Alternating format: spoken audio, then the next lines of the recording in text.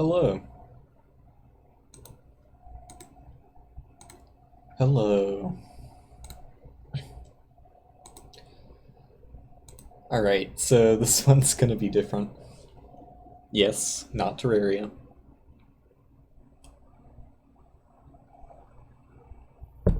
Um, so the reason I'm playing this game is because, like, I can't not play it at this point. Too many people that I watch are playing it, and card games are one of those things where if you haven't played the game, it's like the most boring shit of all time to watch. So I'm gonna play it. I'm gonna play the game.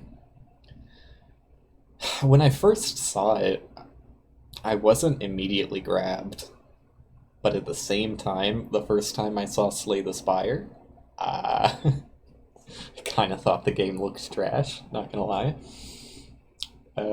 Slay the Spire is, like, probably my favorite game of all time, so I'm allowed to say it looked trash when I first saw it. Um,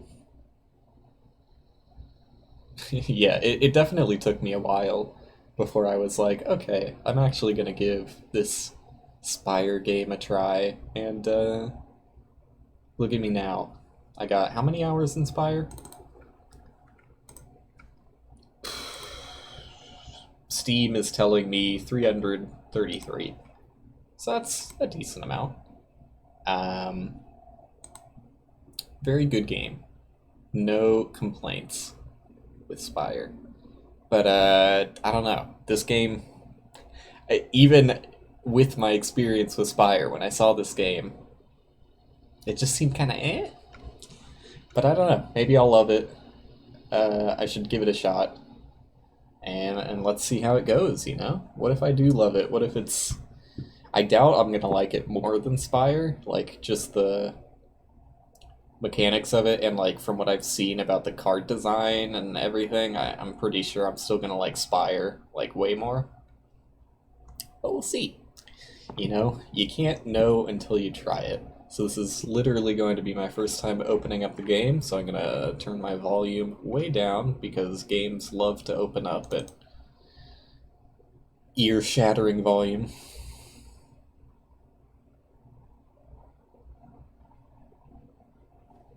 This is not The Lion King.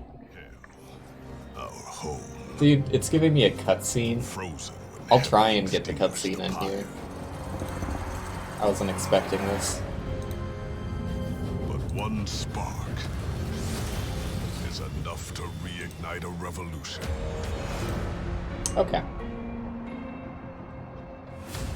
The Bone Shaker, our train, travels the rail connecting our two worlds. The last surviving remains of the pyre Does this look like The Lion drives King the to you, Dick? heart of our engine.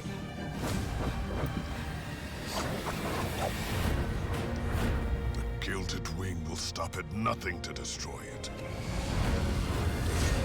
But the champions The of art hell style will defend doesn't what's grab me, ours. but the art style of Because Spire if we don't, definitely doesn't grab there me will either. be nothing So, left to I mean, it's not defend. like these games really depend on their art style. It's pretty secondary.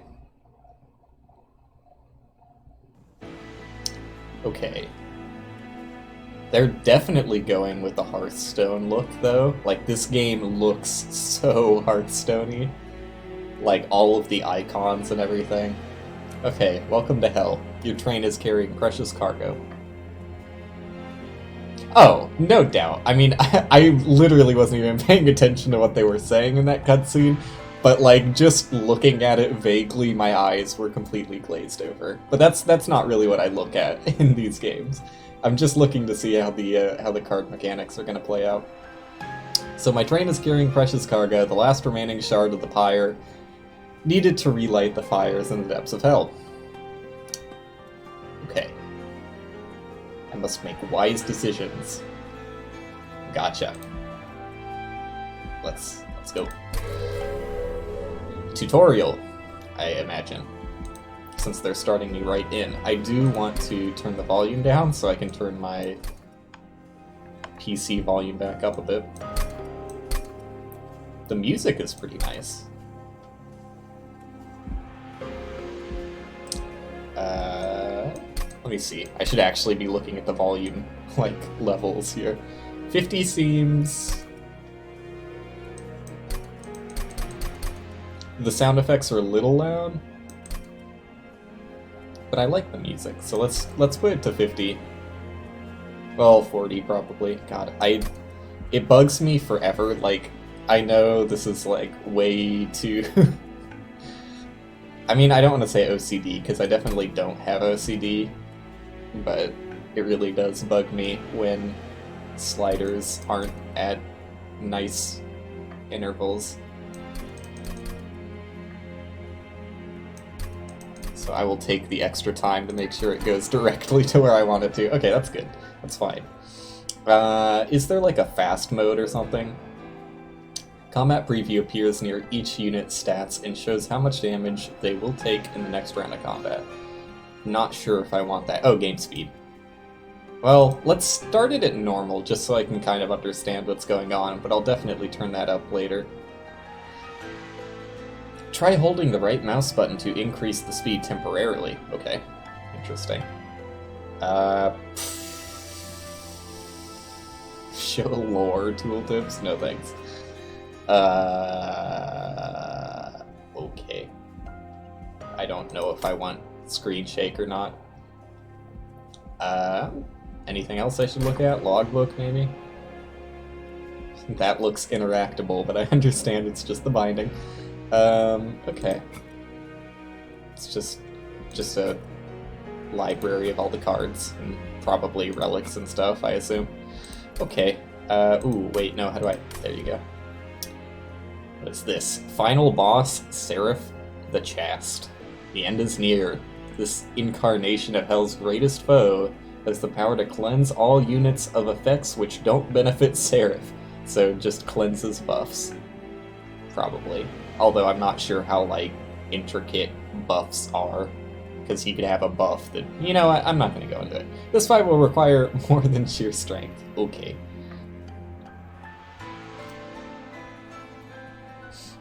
I do kind of like the theming of different rings of hell. That's kind of fun. I have no idea what that means. 80 out of 80. Showing me my energy, my cards, and I don't know what the 5 indicates. Oh. Initial capacity of each floor of the train.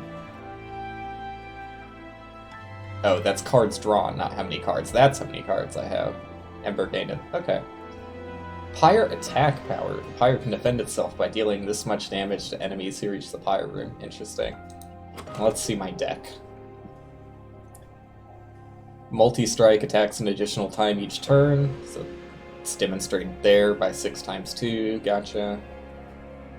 0 cost. Does that mean it takes up 2 unit placements, I assume? It's got like a magnifying glass, but no matter how much I click it, it doesn't actually do anything. Okay. Not sure if that's a bug or whatever. Restore 2 health, apply regen 1. Restores 1 health per stack at the end of turn, decreases every turn. Okay. That's pretty basic. God, I have a lot of restores. Is that like this game's defend? There's no like actual preventative damage, there's just like recovery. I guess I'll find out what the game kind of plays like. Deal 2 damage, it's very simple. I see that that's distinguishing champion versus spells. Ooh, but that's weird. This is a machine. I thought that like the units would have... Okay. Machine. Dog hates the machine. This also seems to take up 2 unit placements, if that's what that means. Train Steward, 8 life, 5 damage, whatever. It's basic. Okay, let's play. Let's play. Oh wait, I didn't actually see, because I have 15. I have 5 of these, 4. Gotcha. It's about how I would imagine the deck to be balanced. You can see the entire... Oh, weird. It's not how I thought this would be structured. Is this the end of the game here? Or is that, like, the next level? Because... maybe there's only, like, one boss. This is definitely different than I thought it would be. But man, if this is really the whole game, letting you see, like, the entire route that you can change, like, you could literally plan out your entire run from the start, is kind of weird, but I guess obviously decisions would change by the time you actually reach these points. Okay, so there are, like, mini-bosses, something. Okay, let's just do it. So let's do something. Let's stop analyzing everything, and let's actually go. A battle. So how does this game play? Heaven's priests. These disciples have dedicated themselves to the service of heaven and will attempt to restore the life of their companions. Okay. Gotcha. Is that like a... I'm not sure if that was just like general flavor or if that was actually telling me like what kind of enemies I'm gonna fight. Protect your pyre. This is your pyre. If it takes too much damage from enemy attacks, the run is over. I figured. Enemies have boarded your train. Enemies enter at the lowest level and move up one level every turn. Okay, so that's not what I expected. I thought that they would have to kill, like, the enemies on the floor to move up, but it seems like they just move up regardless. Summon units to defend your train. You can play each unit card once per battle. Okay, that's what I figured, yeah. And then I guess you're just left with spell cards once you run out of units. Okay, so that does show you the capacity. And this definitely does mean it's going to take 2 capacity, yeah. See how the...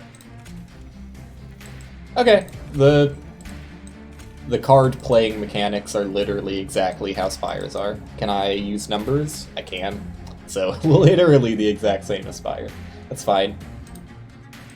I guess the magnifying glass is just showing you what your tooltip is on. I figured, like, when it changes my cursor, that signals to me that I can, like, click to some capacity and open up a menu, but apparently not. So yeah, obviously you... Wait, okay, no, this is important, actually. So, spent to play cards from your hand, restored at the beginning of every turn. But can you go beyond 3? You will gain 3. So if I just, like, don't spend here, do I carry over? Since there seems to be nothing that's telling me no. Not sure about that one. So draw pile, discard pile, to be shuffled back into your draw pile when it's empty. Okay. So that's how I figured that would work, since it's such a small deck, it's not like you're gonna have any sort of mill components. Recover. Restore 5 health to friendly units after combat. What does after combat mean? Okay, whatever. Oh, and that's just telling you that he's gonna restore. That's what that 5 means. Okay. Does it mean all friendly units, or only friendly units on that floor?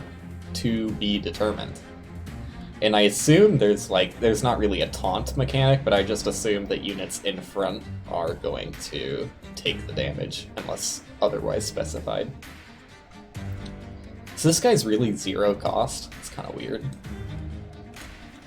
But I don't see why I wouldn't want my strongest unit here, unless enemies can board from higher. Because I don't really know how boarding works. I just kind of assume the enemies board down here, but it looks like there's doors on every level, so maybe that is incorrect. In which case, since that one looks like... Well, I don't fucking know how this is gonna work. Assuming that enemies can board from different floors. I'm gonna put this guy at the top floor because I think that guarantees that enemies are always going to have to go through him. Each floor of the train has limited capacity. Yeah. Gotcha. I guess it wouldn't really matter if I put him on the bottom floor, even if they did, like, have to board on the bottom, because if they move up regardless of if they kill him or not, you still maximum only get 1 turn of damage from him, so I guess it doesn't really matter. Which, in that case, let's see, that guy does 2 damage. I assume the way combat works is they probably hit first, and then I hit, and if they don't die, they move up to the next floor. That's how I'm assuming it works. So this guy is actually pretty baby-ass weak, so I'm just gonna do that and just use spells. Oh, I can really just target that guy, huh? Okay. Well... hopefully I'm not, like, super misplaying this, but I'm just going off of, like, vague assumptions and not really understanding how any of the mechanics work yet. So that's already at capacity, so I would have to put a guy there. And we'll actually get to see how combat works. Killing that guy on the offhand chance that it could heal that guy. So restore 2 health. Okay, no, I was gonna see if, like, health was capped at their starting health, and it does appear to be capped based on mousing over them. So I don't see any reason to use a restore. I will just torch you. Oh, okay, that was showing that, yeah, I was just a little confused by the health indicator there. Because I moused over him and it showed what his health was going to be. Okay, I gotcha. And turn. They hit, I hit, and then they move up. That's exactly how I thought that would work.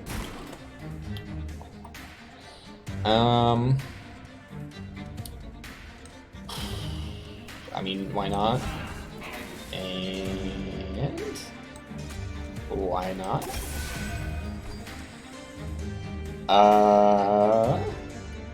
At the end of turn.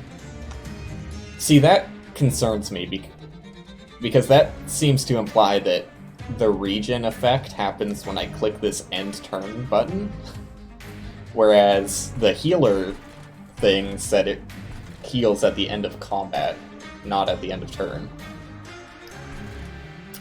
So either that's funky wording or something I should actually be concerned about. What is my discard looking like? Just a bunch of torches. So I want to play this guy just so that... like, the thing I was thinking about is, like, depending on when the regen actually procs, I was considering just using a restore on, like, this guy, so that he's guaranteed to take 2 damage, but he would get 1 back after he hits. But given I'm not even sure that that's how that works, and it might be, like, a couple turns before I draw this guy again, I'm just gonna play that guy and then turn. Nice. Okay, so regen did happen after combat, so I would maybe rephrase that if I was the one writing that card tooltip, or just like the regen tooltip, because at the end of turn really does imply that it happens when you click the end turn button and not at the end of combat like the other healer thing said. Defeat the boss to win the battle. His crown, relentless ability means that combat will continue in this room until you or he is defeated. Okay. So there's always, like, some level of boss enemy on every combat, I guess. Discipled Inquisitor, relentless. Combat in this room continues until all enemies are defeated. This unit cannot be rooted. Don't know what that means. Okay. Probably means that he can't move up floors, is what rooted means. So is this guy dead? There was that option. I'm gonna turn on that option to see. Yes, tell me if he's dead or not. so that I don't have to do the math. Is that X signifying he's dead? Yes, because he's gonna lose 2 HP, he's unaffected. Yeah, why wouldn't you have combat preview? Like, who wants to do quick maths when you can just see that he's dead and I'm taking 2 damage? Quick maths are unneeded in this world. So I could do like a kind of cheeky, mostly pointless restore on this guy to give him 1 HP. It makes more sense to just use a restore on that guy. Or alternatively, what I'm actually going to do is just torch this guy up. Combat previews are now enabled. Yes, I figured that out. But thank you. Let's see, is it worth it to torch?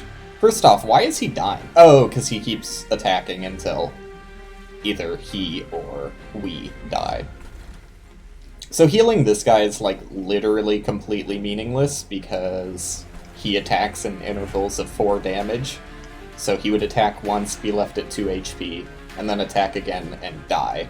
Whereas if I healed him, he would attack and be at 4 HP and get attacked again and die. So he dies in the same amount of turns regardless of if I heal that guy. I am just not going to heal him.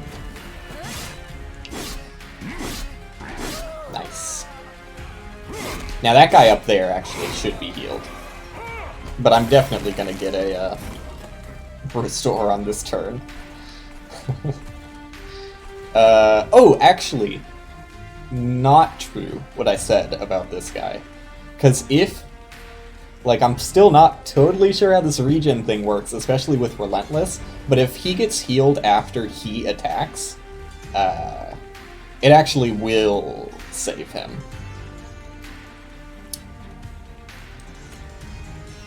And give him 1 extra hit of damage. So that's worth it. That's worth it. And then torch.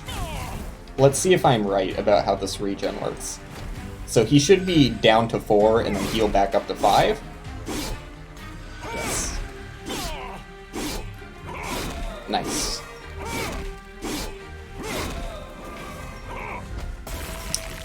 Okay, I'm kinda digging it.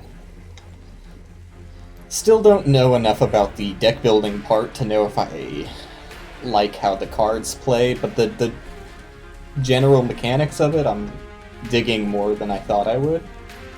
I mean, it's just playing cards, and playing cards is fun, so... I mean, technically this is more effective damage than burning him, so... Cool. Play efficiently. Not that it matters. What is early survivor, just for killing that guy? Oh, you can see my Steam overlay, that's weird. I don't like that. Defeat the first boss. Is there anything that's actually... No, I mean, you can see my friends list, which is kind of weird. But, yeah, I don't care, I don't think. Have fun. Battle 1, plus 1,000 to score. Okay. 1 turn boss rush. You get points for defeating the boss this many turns before it would have reached the pyre. Interesting. So I guess to play maximum score, you want to like really beef up your bottom floor, since it seems like enemies cannot enter from the higher levels.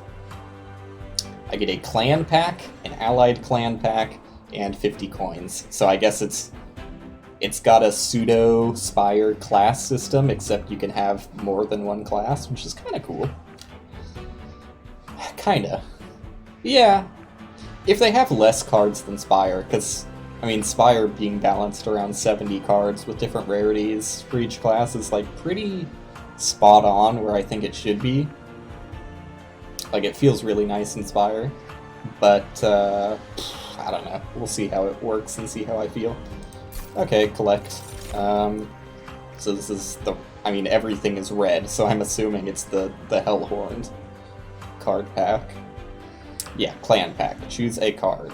Rage Serum. Consume, which I assume means you can only play it once. Apply Rage 3. Plus 2 damage per stack, decreases every turn. So temporary strength buff.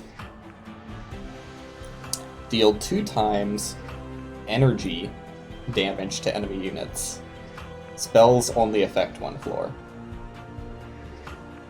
That's not bad, especially if you can hold energy from turn to turn, which I never tested.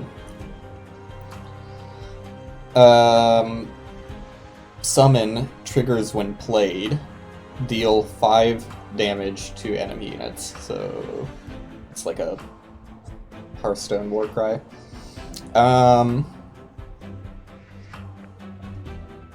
That's not bad. It's a horrible unit, so I guess it is kind of bad, actually. For one energy, I mean, you can put them in the back, but that's still... I would rather not. Unless there's some sort of, like, later synergy you can do with imps. Like, similar to, like, running a Murloc deck or something. I don't really see the value all that much. 1 damage is just too weak. I mean, I'm sure obviously you could, like, beef him up with Rage Serum or whatever, but, like, you could also beef up any other unit, so 1/1 is kind of gross. I guess the thing I'm feeling most is Vent.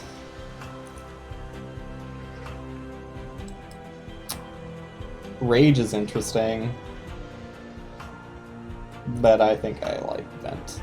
I mean, on most of my turns, I just kind of, like, don't really know what to do with my energy, but at the same time... Okay, let's think about it more, because at the same time, it doesn't do more damage than my, like, what are they called? Fireballs or whatever? Torch? The difference here, I assume... That just says deal 2 damage. This says deal damage to enemy units, so... That, implies that it's AoE. And just having any sort of AoE most of the time is good, but also I haven't seen more than 2 units on any given, like, train level yet. Do I skip? I don't know. Skipping seems like the baby option, especially because I don't know, like, what better options are even out there. Like, this might be the cream of the crop, though I kind of doubt it. Okay, I changed my mind. Since, I don't know, the most I've seen is 2 units per level. I'm just gonna go Rage Serum. That seems the best option. And this is my Awoken card pack. Steel Enhancer. Enhance a unit with 3/3 for the duration of battle, so that's permanent. And it's not Consume? What the fuck? Dude, are you serious? Really? And this is Consume, and it's a temporary heal buff. Although it is a really good heal buff. What is that, 15 health? 5, 9, 12. Yeah, it's 15. Glimmer. Restore 2 health to all friendly units and deal 2 damage to all enemy units. Okay.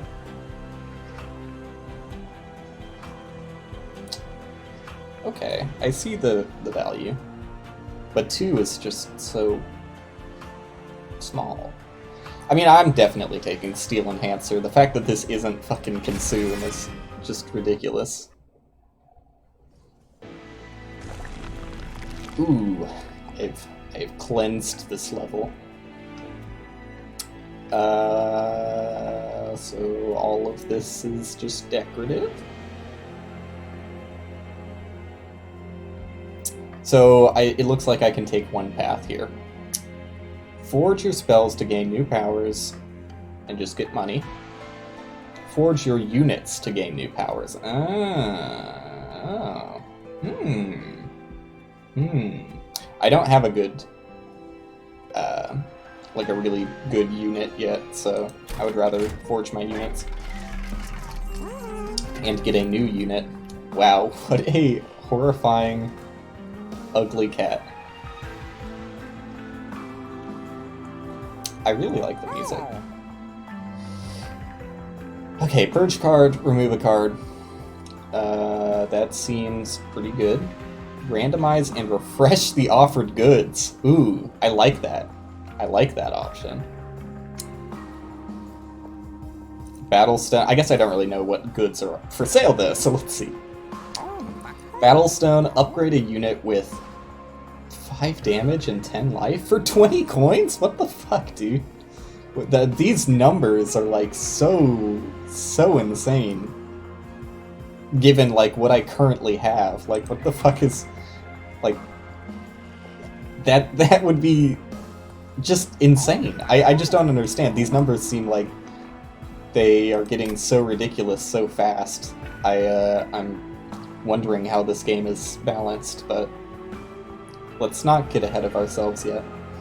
So upgrade a unit with 25. I'm also just looking at my webcam. I'm like super not centered. Let me move a bit. That's better. Upgrade a unit with 25 life. Really? These are such crazy numbers, dude. Upgrade a unit with multi-strike? Okay. So let's consider this. Multi-strike is understandably the most expensive. That's insane.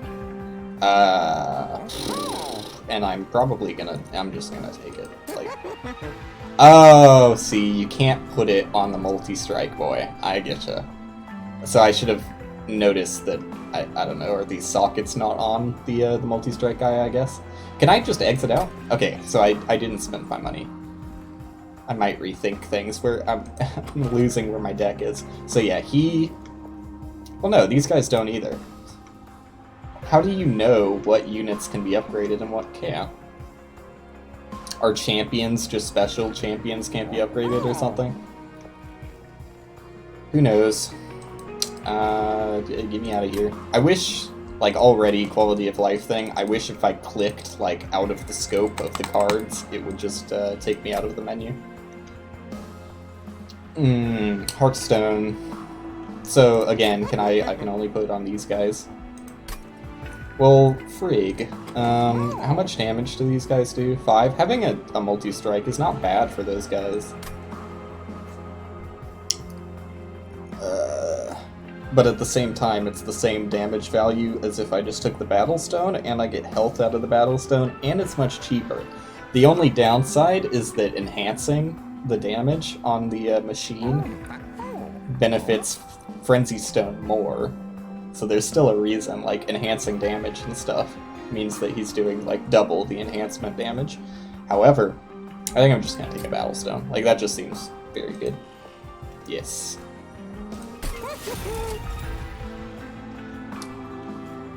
And fuck it, like, I give me a Hearthstone on the same guy? That's fucking insane and absurd.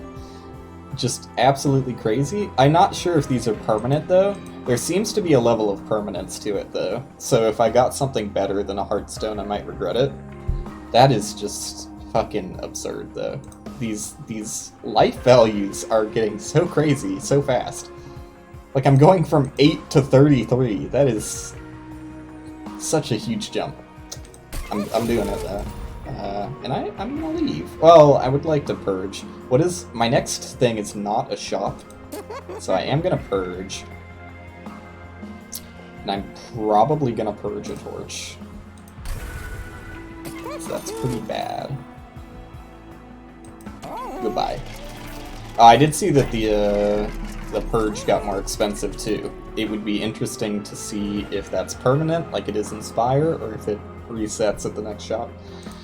I assume it's probably permanent, but I don't know. How many shops are there in this game?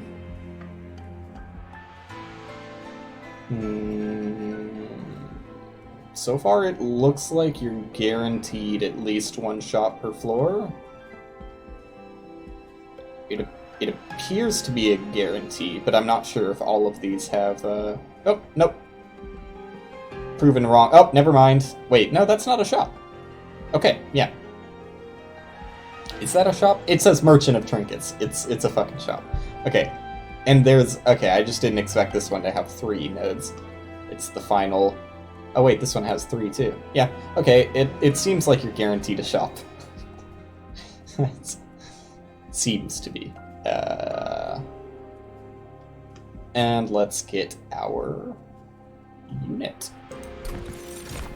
Only 2 choices. Gain 40 max health on summon. Rejuvenate. Triggers when healed, even at full health. Gain 2 spikes. When a unit with spikes is attacked, the attacker takes 1 damage per stack. That's what I figured that would be. So here's a question. Why does he gain 40 max? Oh, I see. So when it says gain 40 max health, it probably puts his max health up to 55, but his actual health is still 15. So he would be 15 out of 55, and you're incentivized to heal him more. That makes sense. Because I was wondering, like, well, why doesn't he just start with 55 HP? I get it now. I'm assuming that gaining the max health is not actually, like, filling it in. It's just empty max HP. And Sweep, I assume, is just AoE. Well, this guy seems a lot more fun. I like this guy more. He is 3, I just noticed, size. But that doesn't really matter because I've been, like, wasting unit placement on every single floor anyways. Okay. The next battle. Barbed Disciples, these spiked foes will make direct attacks more painful. Using spells from afar will let you fight without sacrificing your units. Oh, so they have spikes. So it does seem to give you a rough idea of what units you're going to be fighting. And this might literally just show you... Oh, it literally shows you every single unit you're going to be fighting. Okay. Is one of these the boss? That's the boss, okay. 7 damage, 110 HP. And that's it. That's all he is. It's just a tanky boy with a decent amount of damage. Okay. Armor 25. Damage dealt... is dealt to armor before health, so there is a defense mechanic. Each point of armor blocks 1 point of damage and is then removed. It's just exactly like shield or defense or whatever Spire calls it. I think it's defend. I don't remember what they call it. It's been a while since I played Spire. I do love it though. He's just got 5 HP. He does 0 damage, so like how you must, yeah. You must like enchant. Grants 2 spikes. So they really only have 1 damage, though? Or 1 HP and 1 damage, but the more important thing is 1 HP. So if you took out this lady with a torch, it just kind of, like, literally removes any sort of danger for the entire encounter. This is a weirdly structured encounter. Not sure how I feel about it. It seems too easy, is just my initial thought. Like, this guy does 0 damage. So, if he is never enchanted by this, like, even if he makes it up to the pyre, he can't even do anything. It's kind of weird. I wonder, I assume the pyre would also take thorns damage. If he went up there with, like, what's it called? Spikes, not thorns. If he went up there with, like, 6 spikes, I assume it would take 6 damage every time it attacked as well. But anyways...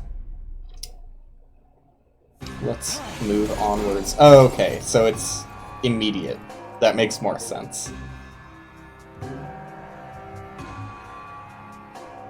Although, it's kind of weird, because nothing directly implied that that would happen. Unless I'm really missing something here. Maybe enchants just happen before combat, and that's just a staple for every single enchant. So multi-strike is obviously much worse for something with spikes. My own spiky boy, however, I don't really know.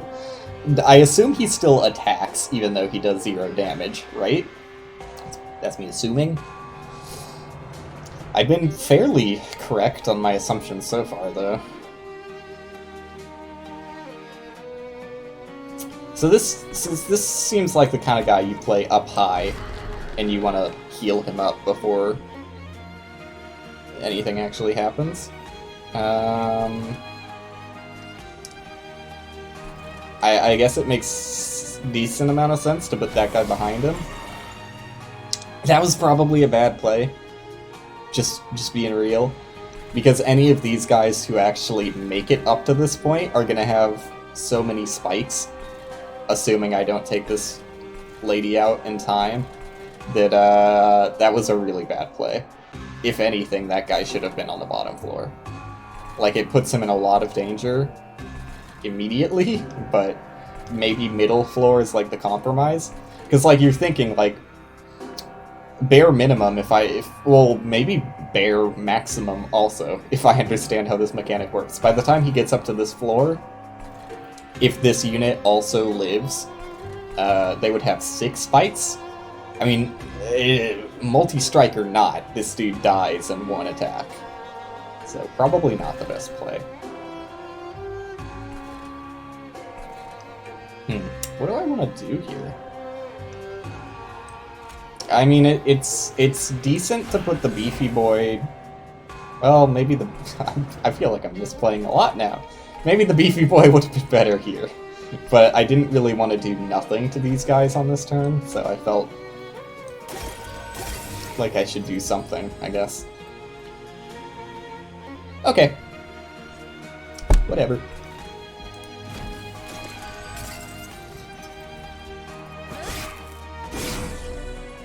Yeah.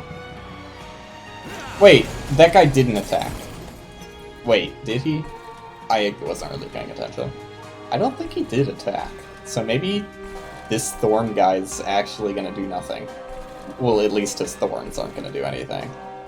I mean, his thorns are gonna kill... Oh, fuck, dude. Understanding how this works now, I really should have put this guy on the bottom floor, because they are, like, guaranteed to attack. And they would have died to my thorns. I really misplayed this. My bad! At least I understand how I misplayed it. Is a little bit of a bummer, though. Okay, so who's this guy? He was not in the demonstration. It's just an attacky boy who does 1 damage. So, immediately, yeah. Yeah. Oh, wait a second. Wait a second. Oh, they don't have thorns. Wait why is this working like this? This guy got thorns instantly, but these guys didn't. Am I, like, really misunderstanding something? Or is this inconsistent? They lost the spikes. Oh! Okay, I was really misunderstanding how that works. It was... So, it does happen... Well, that's kind of like... I'm not sure how I like how that's telegraphed. I understand why they would telegraph it like that. But it really confused me, at least. Not really understanding how it works. So I thought it was additive. Was there anything to tell me that it wasn't additive? Because this guy's spikes are permanent and additive, but it seemed like maybe enhancements... Oh, that's so confusing wording. Because enhancements for your units are permanent, but enhancements on the enemy's side are only for that combat level, and so long as that unit is alive. I really think they should reword that. Because that's kind of misleading. Anyways. What do I want to do here? I mean, Rage affects this guy the most. And these guys don't have... Well, he doesn't have Thorns anymore, because that's not how I expected that to work. So the Rage is going to go down. What is it? It applies 2 damage per stack. Okay. So he would still be doing 20 damage next turn. I think that's worth it. That guarantees the kill. Otherwise, I think he would make it to the pyre, but even if he makes it to the pyre, he doesn't do anything, so maybe I shouldn't care. I fought an Armageddon. Okay. So this is literally the only thing that's capable of damaging me right now.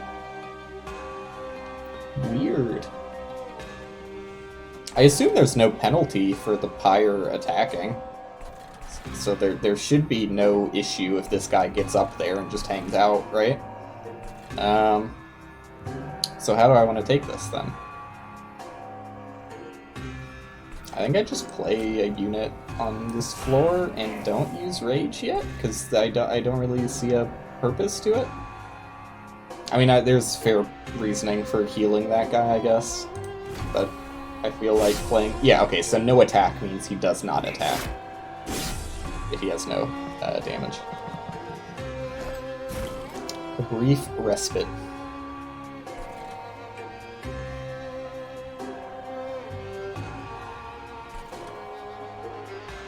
I mean, torch the guy who's capable of doing damage, and then I'm, like, free to do nothing, I guess?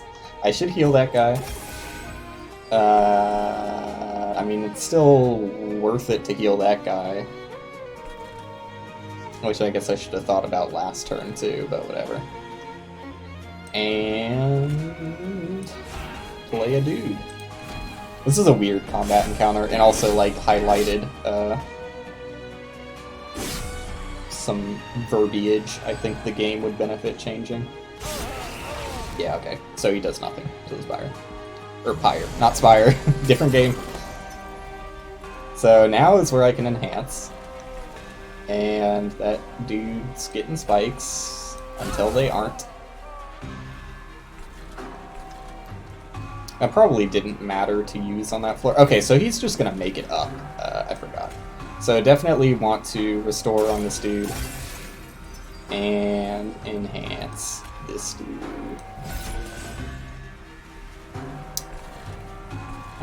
I think that's the best damage output I could have hoped for. Maybe. I didn't really think about that too hard. That's maybe a mistake. So, does he... I don't remember. Doesn't he just go all the way to the top? Until all enemies are defeated. I don't remember if I get a turn after he clears that room, or if I am just watching now. Am I done? Does it just play out?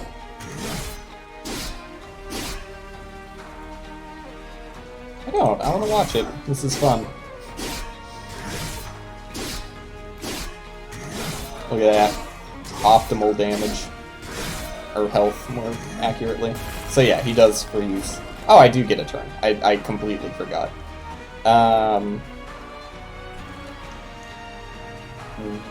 Well, it does make sense to play this now, since I'm not guaranteed to get it next turn. Yep, I got you, buddy. Healing this guy does not give me any extra damage, so I'm just going to restore this guy twice. And since I don't really care about 2 damage, let's see if energy carries over. It does not. So, I wasted. But whatever. I learned. And if you're learning, is that really a waste? Oh, there's my beefy boy at the bottom of my deck. I might have seen him earlier and just neglected him, but whatever. Yeah.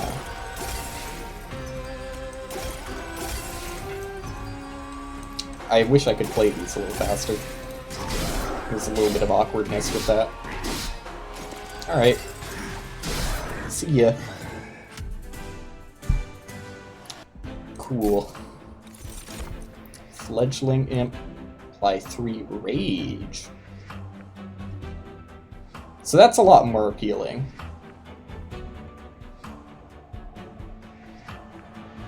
Maybe I'm seeing something interesting with these imps. But they're only one-time use, which is kind of weird.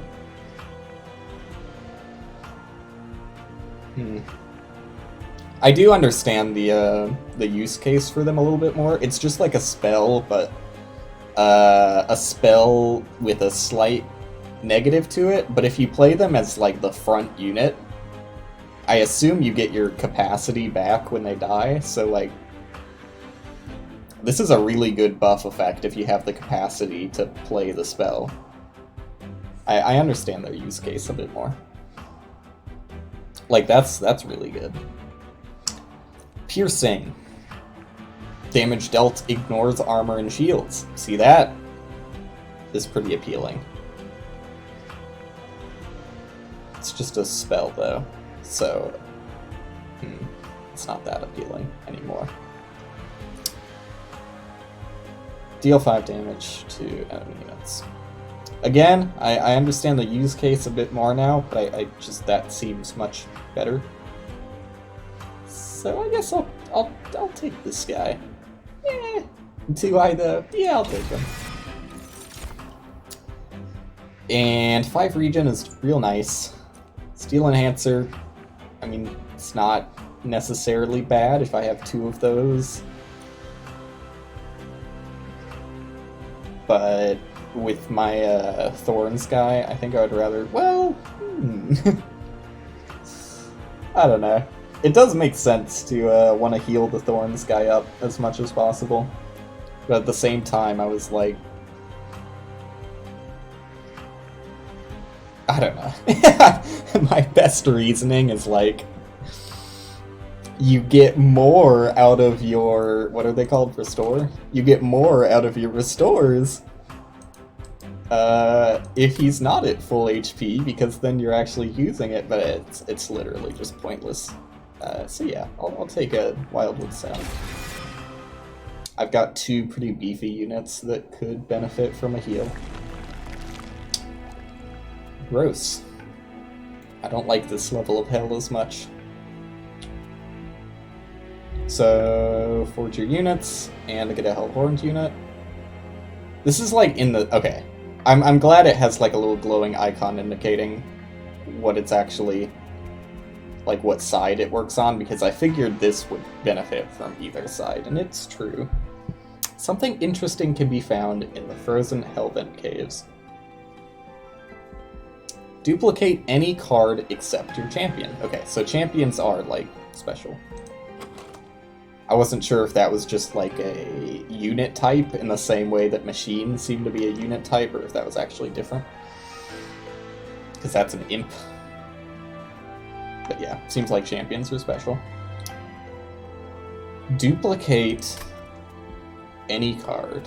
Is there a card I would really want to dupe? Not really.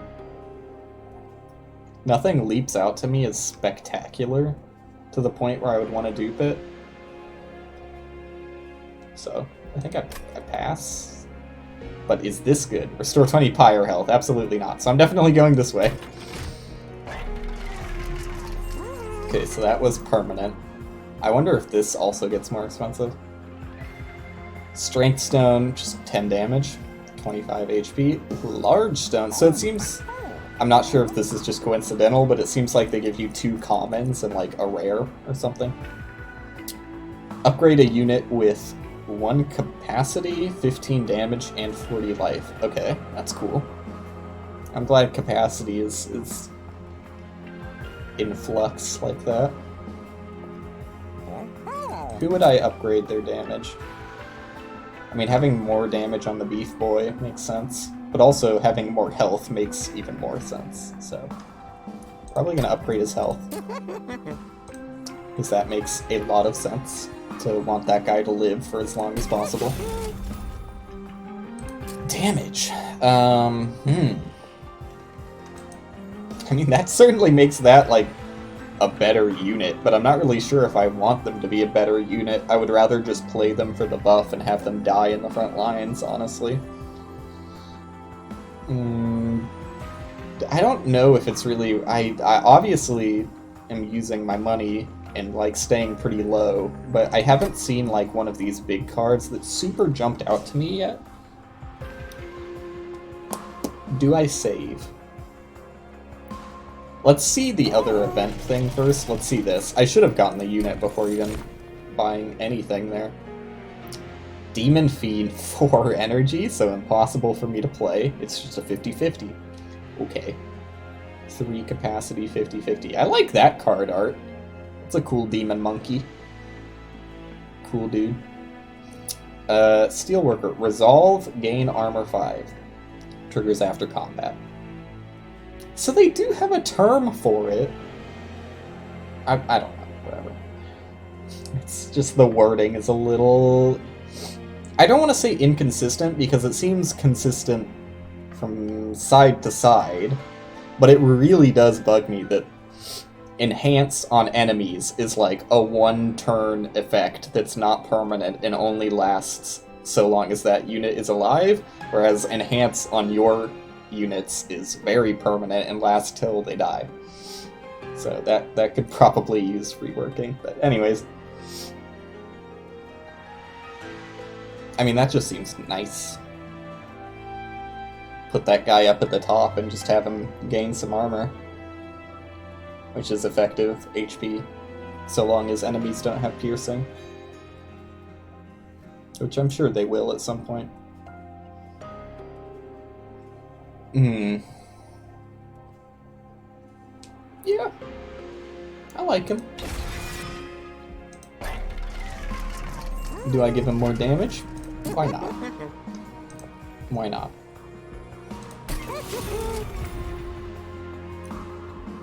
Why not? Oh, I forgot about this. Something interesting can be found.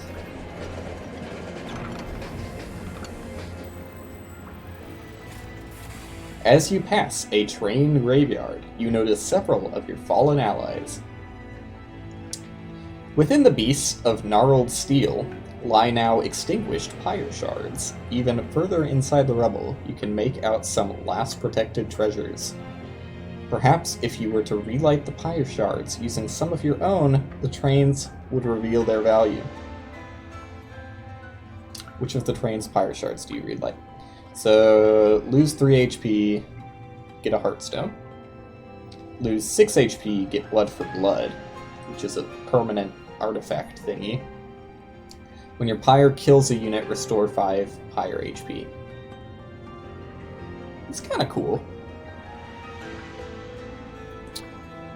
Kinda. Does your pyre attack first? I didn't notice. Well, I guess I couldn't have noticed on those other enemies because they wouldn't have attacked if they could have. Well, I mean, if they could have, obviously they would have, but you understand. Lose 10 pyre health, get Petrified Heart. Friendly units get plus 10 life, and Heartless cannot be healed. That's horrible for my build. That's interesting that there's such a heavy drawback to this artifact. There aren't many relics that do that in Spire. I'm pretty sure only boss relics really have drawbacks to them, as far as I can remember, but I might be wrong. Nothing this, like, drastic, though, for sure. I'm really feeling just the baby route of getting a Heartstone. Who would I put it on?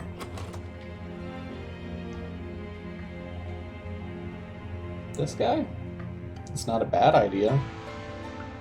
A second Heartstone for this guy? Also not a bad idea. Fuck it. That seems pretty good to me. Just make this guy healthy as hell. 105 max HP. I dig it. Okay.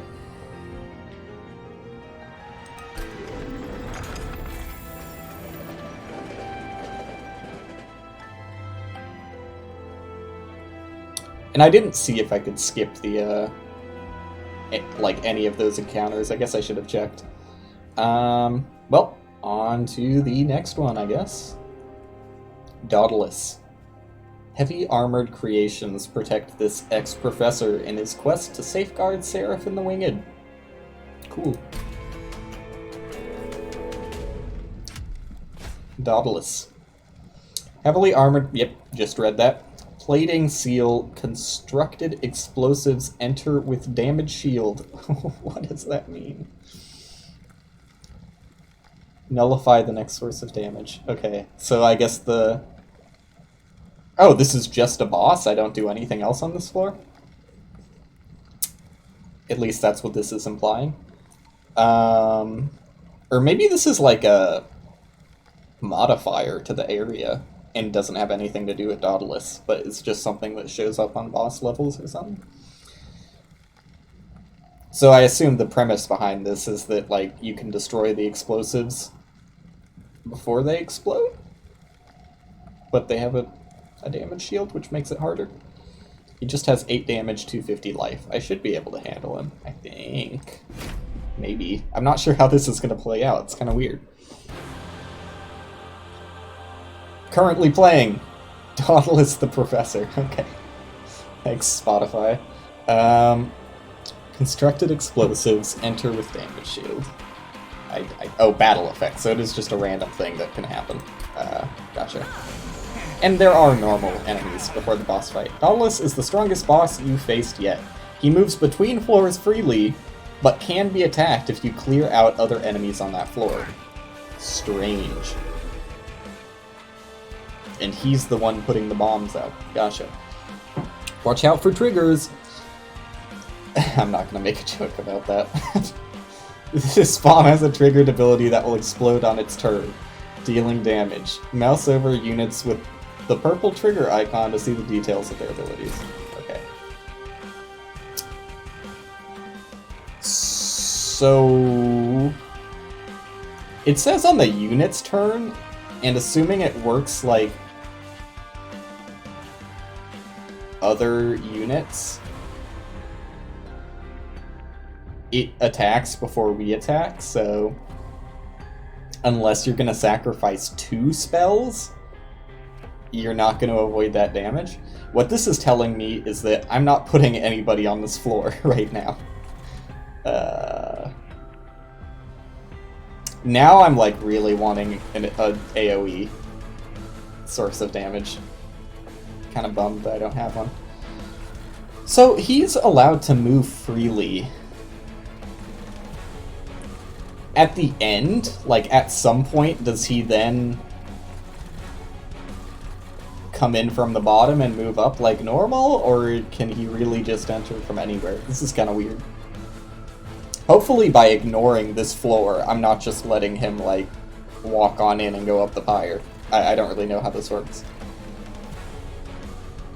How do I want to deal with this? I'm ignoring this. It can do whatever it wants to. So that's going to heal.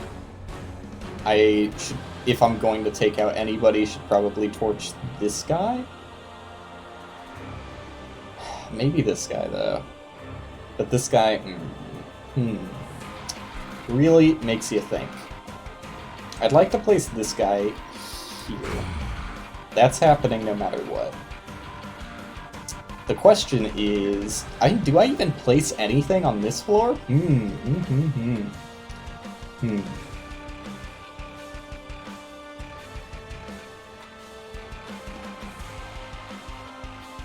Because these aren't like bosses, so if they pass through this floor, they are just going to keep going up. I have to remember that. This is the only guy who's like actually a concern of making it to the top, though. I could probably torch these guys at any point. I'm kind of feeling this. This is what I'm feeling without putting too much thought into it.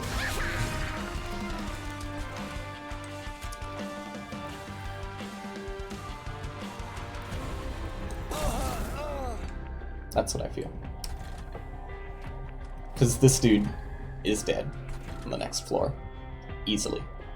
And my imp blocks.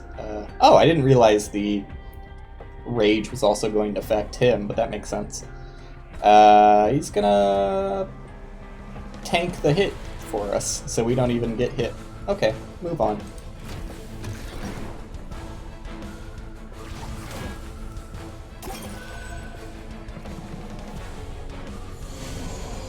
New unit. Okay. That's unfortunate. And I don't have 2 spells, so I can't stop it. Ugh. Like, is that really just... I'm kind of forced to take 10 damage? Ooh! No, that guy's gonna take... I don't know how the turns work for enemies. I don't know if the trigger is gonna go first, or if that guy's going to attack first. Worst case scenario, he's taking 5 damage here, I think. I don't really care. That guy can go up there. Who is this man? Triggers when you cast a spell on this floor, he gets damage. Okay. It's kind of annoying, because I just want to torch that guy. I mean, it's still better for us to just torch that guy. Like, overall damage capability-wise. So, I probably will. Do I have torches in my... if I'm going to torch, I should probably do it now.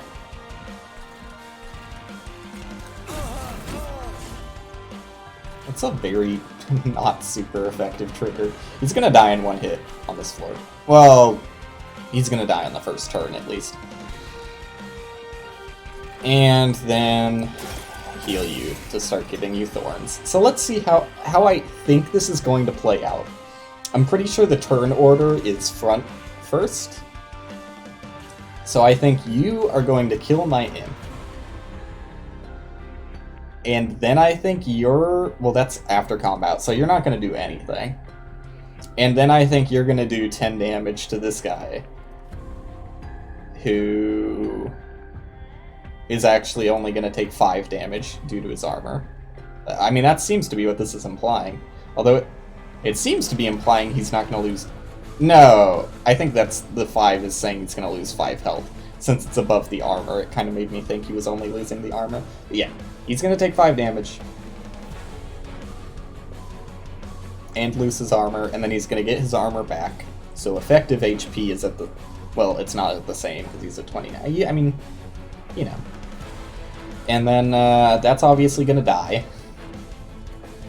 These guys are going to kill this guy, but not this guy. That's how I think this is going to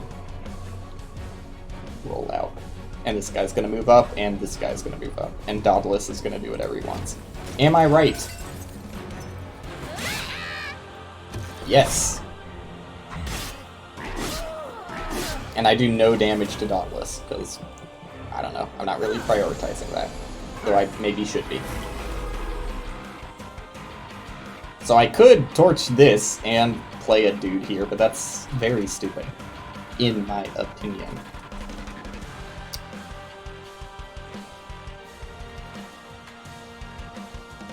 Am I losing something here? I guess that +2 is to effective HP. Because he is going to take 3 armor damage and then get 5. So effective HP goes up by 2. But I would have... I don't know. I would have assumed that there was a separate counter for shield and a separate counter for health. I really... Well, you know what? Let's... I would have expected it to only have a number here if it was affecting his HP, but I guess effective HP makes sense. The only thing that's weird to me is how on the last one, it said -5, which was not in regards to effective HP. Effective HP went down by... Well, it was probably counting in the fact that he gets his armor back, so you know what? They got it right. They got it right. That's how I would expect it to work. It is just calculating effective HP. I'm probably not going to use Torch at all, because he dies anyways. I probably want to enhance my double attack boy. Oh, I'm sorry. You're taking 1 more effective HP damage. And restore this guy. Even though this guy could also use it. I don't care. And... Ew, do I really play this guy down there? Oh, I can play him up here. Well, obviously it makes sense to have the Thorns guy in front. Let's not go crazy.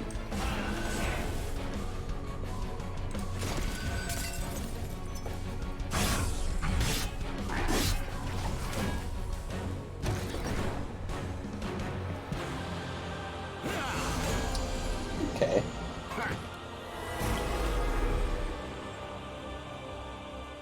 So... Why is he taking 10 damage? Just because they're attacking. Gotcha. Gotcha, gotcha, gotcha.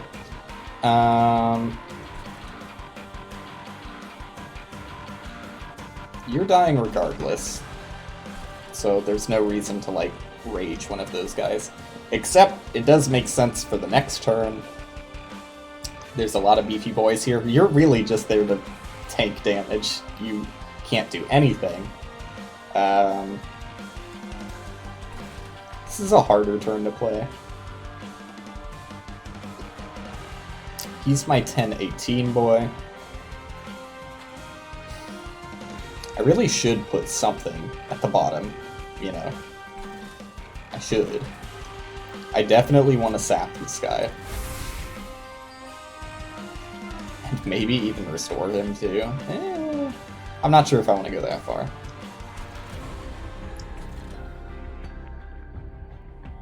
So they're only going to do 6 damage this turn.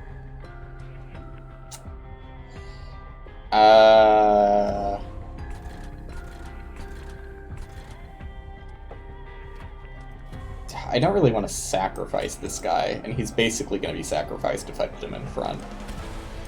So I am going to play these guys. Do I use Rage somewhere? Why would I? Is pretty much my reasoning. Because, let's see, they're going to do 15 damage to this guy. He's going up to the next floor.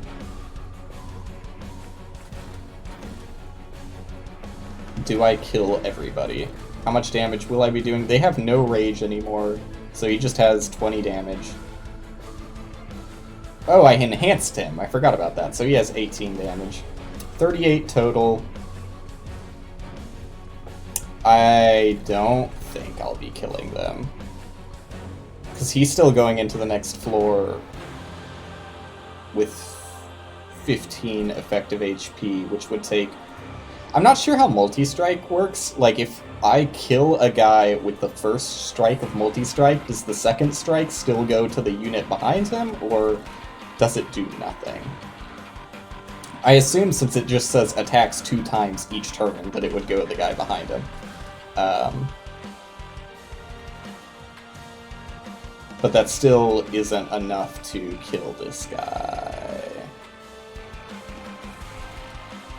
And it wouldn't even be better if I used Rage. Actually,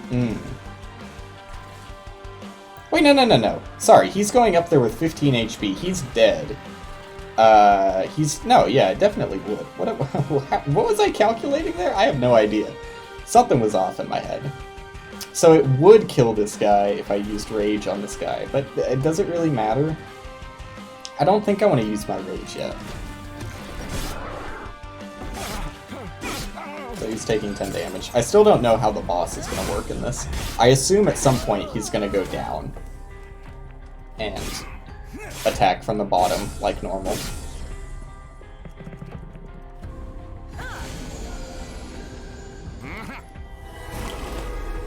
So that's annoying.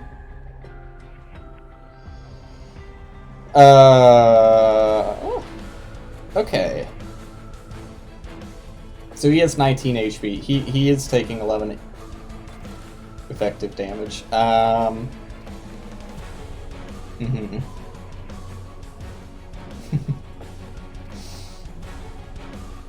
That's not that bad. I don't really have to intervene on this floor yet. I could, but I don't have to. I do... Ooh, so how's this gonna work? You're not gonna be able to attack this guy. There's just too many guys in between, even if I rage you. Even if I rage you. Well, if I... no, it still wouldn't help. I was gonna say if I raged you and used Torch on this guy, but it's still just gonna, like, overkill this guy, not actually help. So. Wait, would that be overkill? He's doing 18 damage. No, it wouldn't even kill him, so... Never mind. Never mind. I could just heal this guy a bunch and beef his thorns up. And his regen by a ton. I kind of feel like that's what I want to do. And just not use anything else. I do want to heal this guy too. Okay, I'm gonna go... Oh, fuck, it's beefing that guy up. So, effectively... Effectively, he is still getting healed. I think, right? He's healing 3 from this. Yeah, no, he's effectively still getting healed. I don't want to do that too much, though. So, originally I was going to put 2 on him and 1 on this guy. I'm putting 2 on this guy and 1 on him. And I still don't want to rage 0.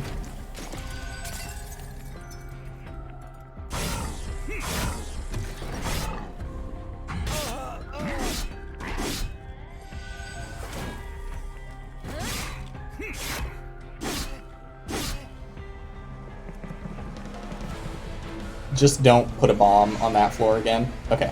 So now he's actually fighting. And he does start at the bottom, like I expected. So healing this guy would get me an extra 10 damage. No, because the regen doesn't happen instantly, so I would have to heal this guy twice, which is just a complete waste. And no, yeah, there's no way I can justify that. He's going to take... Yeah, no, effectively he does take 1 damage. It still bugs me that... Because, like, I'm imagining this number should be 6. They probably... I don't know. I'm trying to justify that. Because effectively, at the end of combat, he does get 5 armor back, and effectively his HP does only go down by 1. But, like...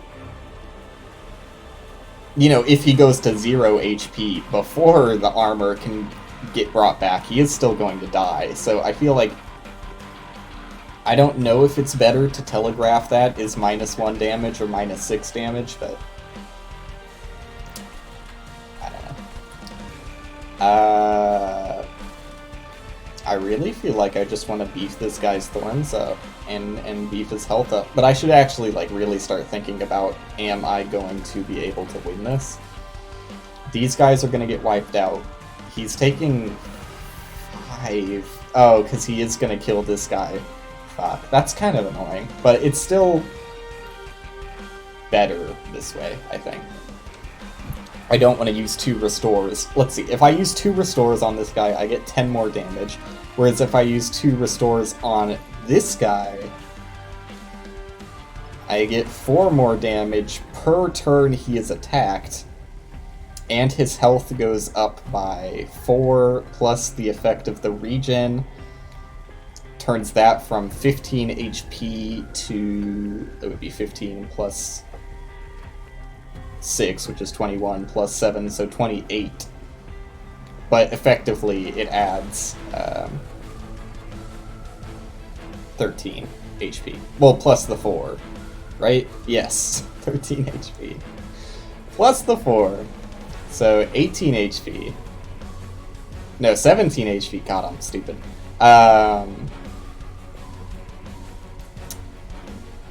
Which is 2 hits worth at 4 damage per hit. Am I, like, seriously flooding myself? That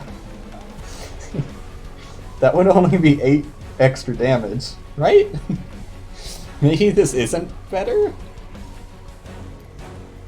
No, because it's not just the added damage that's calculating into that. It's also the damage he already has, which is 16. So it's much better to heal this guy.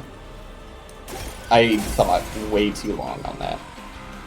And this guy is getting stronger, but effectively it's still healing this guy. I didn't calculate that, but it's still better. Is there any benefit? This guy is just gonna die instantly to the boss, and there's nowhere I could put him anyways, so... The only thing maybe worth doing... Wait a second. Yeah, torching this guy. Yeah. I had to think about that one a bit. Because the effective HP counter is kind of throwing me off. But yeah. I didn't even realize it was affecting in the regen.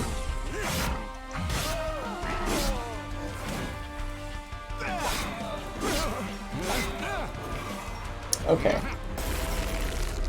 So I think I should still get out of this without my pyre taking damage. He's taking 74 damage? What the fuck?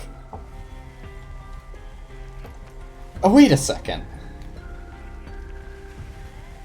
Does he get armor on every single turn of the Relentless? Because if so, I really should have been beefing this guy up. Right? Ooh, that's not going up as much as I wanted it to. He's still only taking 74 damage. How is that 74? He does... Maybe I'm stupid. I think this is still Yeah, see, I got over the hump of 8 damage. To the point where he is going to take an extra turn's worth of damage. I think that was a smart decision. Maybe. I didn't really think about the damage enough. So he should get his armor back? He didn't get his armor back. Ooh. So I wasn't calculating that right at all. I was just assuming when I shouldn't have been. But I did heal him enough to get another turn's worth of damage, so whatever. I still think it was pretty worth it. It's weird that his armor didn't come back, though. I mean, yeah.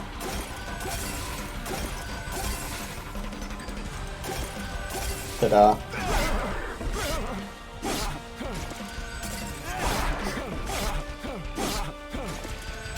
Alright. I feel pretty good. I definitely made some misplays, but it worked out. 3,000 plus 10% for my Pyre not having to kill him.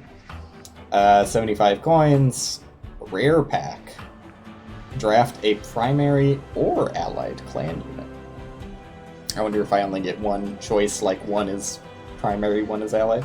Major enhancements. Okay. So this is the rare pack. There's not much visually distinguishing a rare card from a non-rare card. Unleash the Wildwood. Restore... Oh, it's probably that gem, isn't it? I wish there was more than just that gem. Like, the card back should be more decorative, I think. Unleash the Wildwood. Restore friendly units to full health. Wow. Wow. Wow. That's really good. On, like, if my beefy Thorns guy somehow gets really damaged, that's so much added damage I could get from that. But also, since I'm putting my Thorns guy at the top, he isn't really getting damaged all that much, except for the boss fight, where I wouldn't even be able to play this once he's already up there. Consume, draw a unit, and enhance it with plus 20/20. And 0? Oh, and it makes the unit free. That's energy. I thought that was capacity. I was like, he doesn't take up any space, but no, that's energy.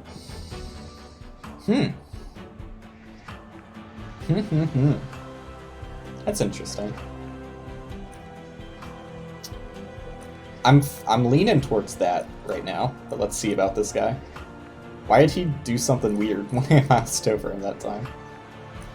Oh, yeah, his armor does something. Whatever. Consume. Double armor on a unit. 3? 3 cost? I mean, I'm sure armor can be a lot better than what it currently is for me, but that is so expensive when this is 1 and it just seems immediately better. And that's consume, too. I mean, I'm sure armor can get crazy, but just from what I've seen, that seems very expensive for not the greatest effect. Anyways, I'm taking Channel Song. Since it draws and makes 0 cost, it also doesn't take any added deck space, which is always nice. And it has to draw a unit, so there's no way you can, like, draw a spell and waste the effect or something. So yeah, I like that. And now I get a unit draft, and it's 3 choices, and seemingly a random smattering between my primary and allied clan, although I imagine that it's guaranteed to have at least 1 from each. Multi-strike 2. That's cool. Doesn't stand out to me, though. Obviously, another one of these is silly, but I really think I only need 1. Because they already take, like, a lot of commitment to make them strong. Having 2 would just... I don't have enough energy or, like, restores to sustain that level of silliness. Branded Warrior. Rage 4. Slay. apply Rage 3 to friendly units. So when he dies, I assume? Oh wait, triggers after dealing a killing blow? So when he kills? Wait a second. Wait a second.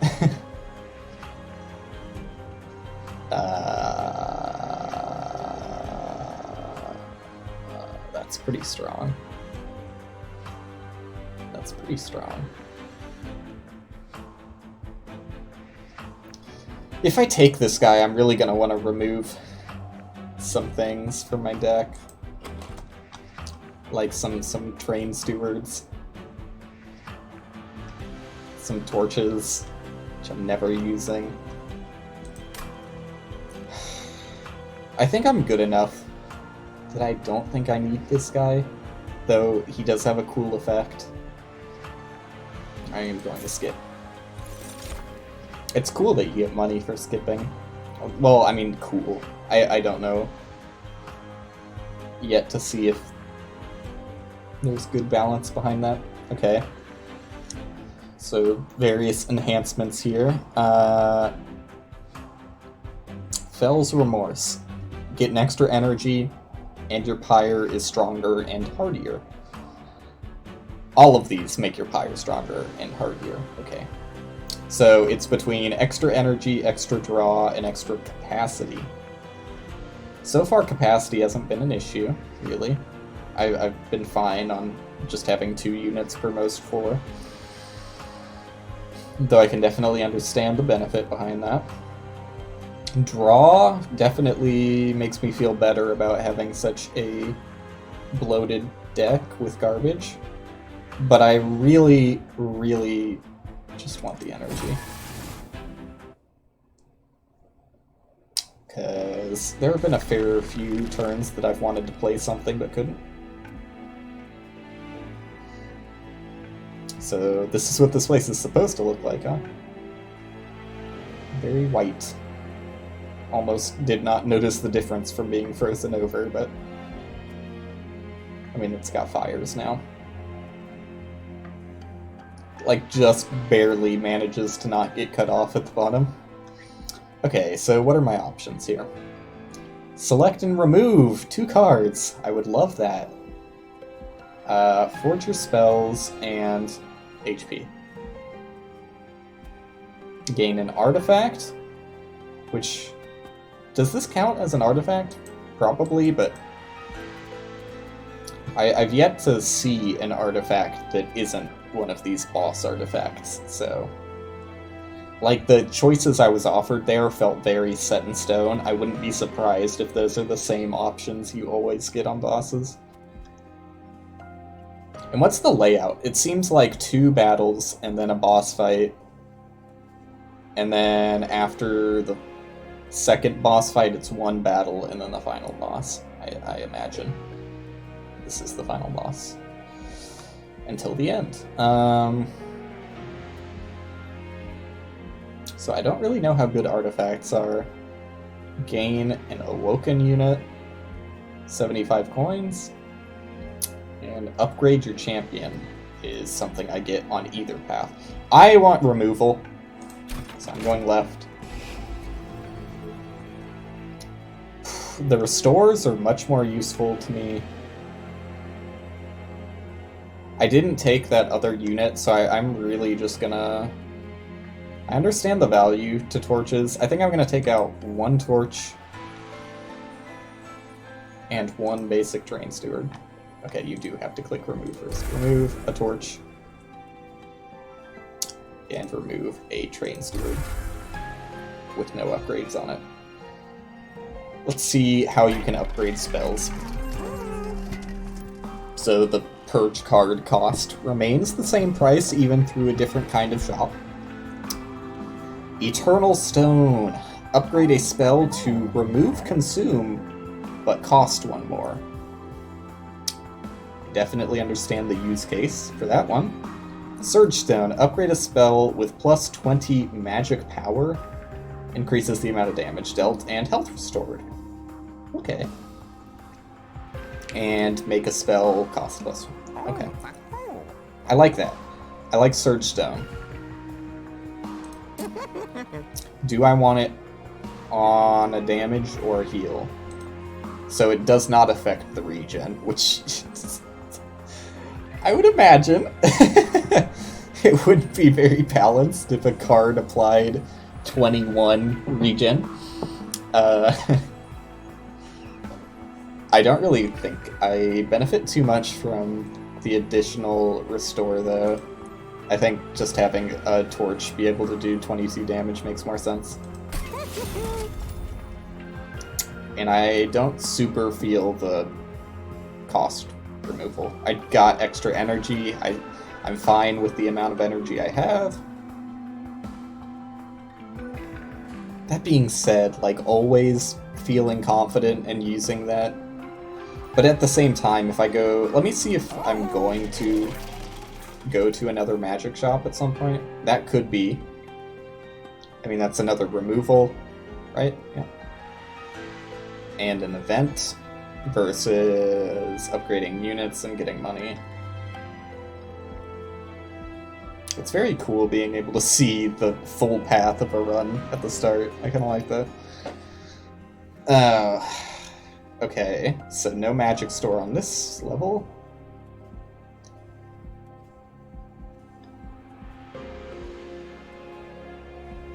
I'm probably more likely to take this one, just because I want to buy a trinket. This might be the only magic shop I go to.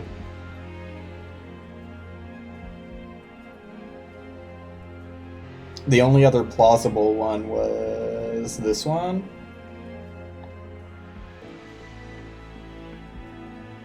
Or this one. Those are the only ones, right? Well, I'm probably going to take that one, though. And I don't know. Yeah. Probably going to take the trinkets over the magic shop in the future. Unless I get like a really good spell or something, but... I think for now, I probably will just take the cost, huh? Oh, shit, I forgot that was an option. Damn, I forgot that was an option. I might have wanted to remove the consume. That's an option too. And that would be a really good one to just be able to play for free. That's an option too. That's free already. Yes, I'm aware. Oh, that exits out the whole thing. Okay. Still, again, like, in menus like this, I would like to be able to, like, click out of the scope of what's relevant and just be able to exit out the menu. Anyways, since that's consume, it only gets the benefit one time, and I'm getting a unit played for free anyways, so I'm fine with that costing one. I'm really leaning towards this.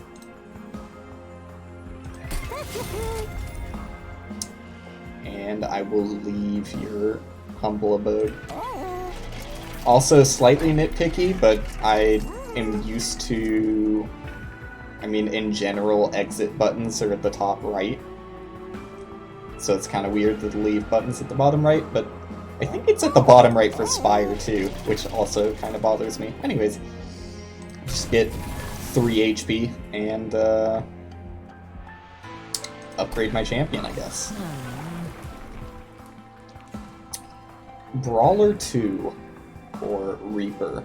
So he gets an additional multi-strike, or on kill, gets 10 extra damage. He kills a lot. This is a tough call. With my additional ability to enhance this guy by making the enhancement free, I kind of lean towards the additional multi-strike that gets the extra benefit from each enhancement. But that also still very good. I am going to take the additional multi-strike though.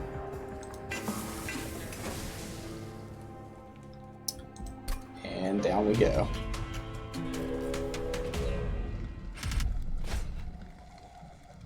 Undergo trials for greater risk and reward. Ooh, I like this mechanic. I like this mechanic a lot. I kind of don't like the way it's introduced with an awkward little on-off slider, but I do like the mechanic. Um, yeah. Yeah, I wish that this was a little more satisfying than an on-off button that clearly denotes on or off. Like, the fade is enough. If you had, like, a cool-looking crystal that you click and it fucking slots a crystal in and or glows or something, that's a lot cooler and more satisfying than an on-off switch. They might be low-level recruits of the Clipped, but they'll overload you with penance if you don't take them out quickly. So that's the boss. 12 damage, 300 HP. He's called the Porcupine, but does not seem to have spikes to any level. 5 damage, 75 HP. Oh wait, that was that guy. That was a weird hitbox. Absolver. Add a Weight of Contrition card to the top of your draw pile. Scourge. Purge. Reserve. Your pyre takes 3 damage. That doesn't do a very good job of telling me what that card does, honestly. Since I don't know what Scourge, Purge, or Reserve mean. Okay. But it's safe to say it's bad. He's also a very weak baby. Okay. And what's my bonus here? Non-boss enemy units get 6 extra damage. And I get 150 coins. Well, what kind of guy would I be if I didn't take that?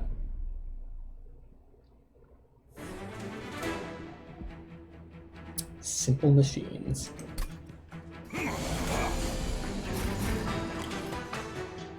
Who are you? 50 armor. So this is where piercing makes a lot more sense. The unit that can actually do damage and has armor. Music's a little loud on this one, don't you think?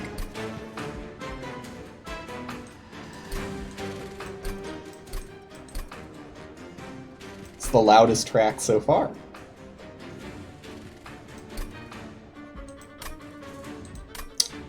Okay. Well, obviously I'm inclined to play this guy at the top. Enhancing this guy doesn't do that much for me. I don't even know, let me see. When healed. Would an enhancement like this count as healing? Because his health does go up. I wonder. But enhancement makes way more sense on this guy anyways. How do I want to play this?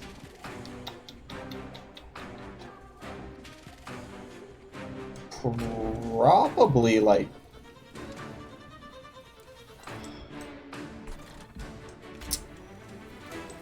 Where do I want this guy? And that's a basic train steward.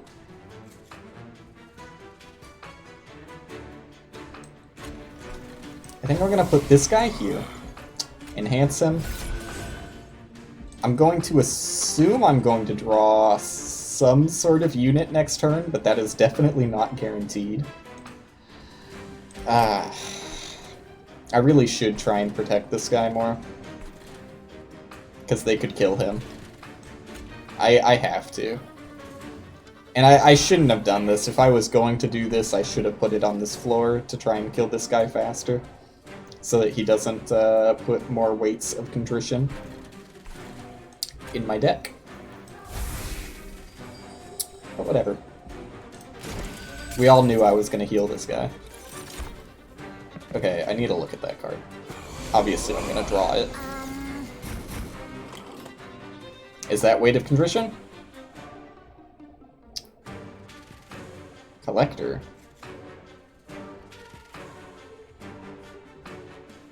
Oh. That's just free money. Well, I'm already getting you. Okay.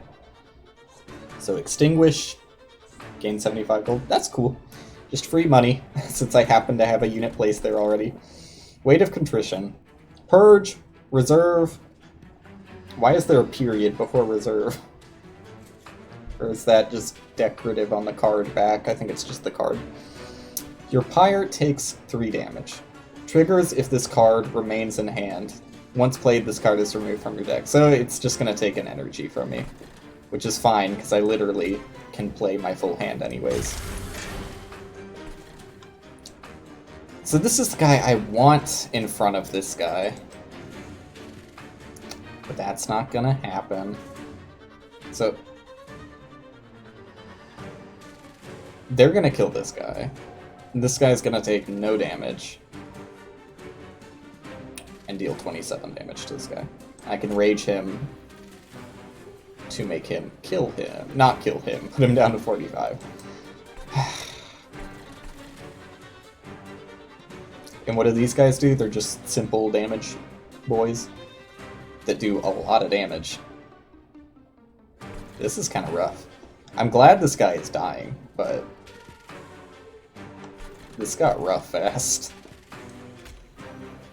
Damn, if I play this guy down here, he's gonna die instantly. And playing it behind this guy doesn't really make well, it's 20 damage. And he's just gonna beef up his HP, because this guy's not gonna die for a while. Putting him in front doesn't make sense, because you don't get the Thorns effects until he dies.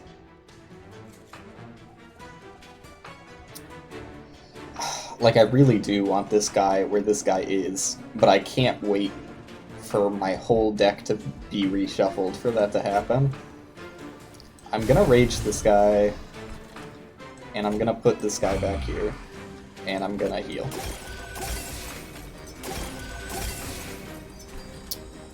Okay. My champion might die on the next turn.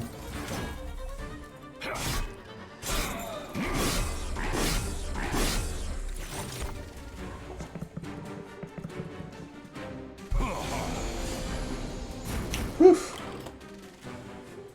Okay, so I might want to consider not playing that.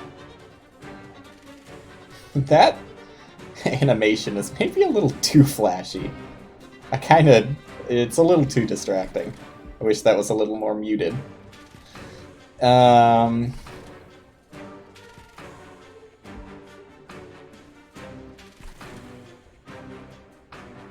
this guy dies if I don't do anything to protect him. This guy dies if I play him, but does protect him.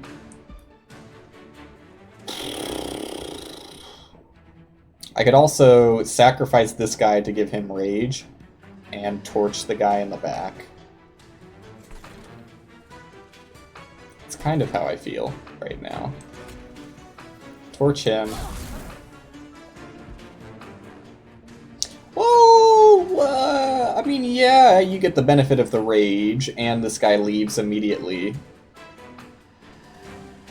But why not do this, though? Right? Yeah. Yeah. And I could beef up this guy more, but instead I'm just going to... Oh, weird. It counts as playing the card on this floor. Probably for other sorts of curses. Like, I imagine there might be a purge in the future or something that, like, on purge damages things on that floor or something. But the effect is worse if you don't purge it. Maybe. Anyways, let's just get rid of it instead of healing that guy and getting 2 extra thorns. Well, 4 extra, given the extra turn of regen, but whatever.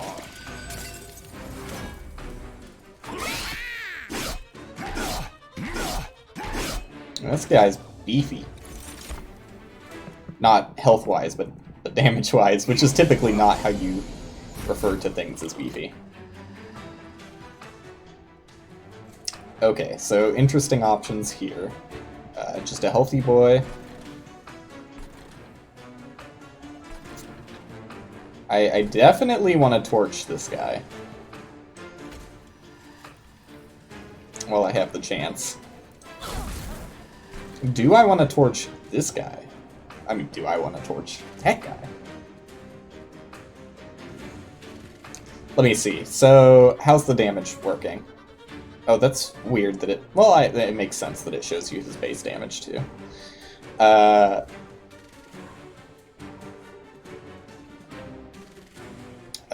I'm not going to get an extra attack, no matter how I play this. I can't even kill this guy. No.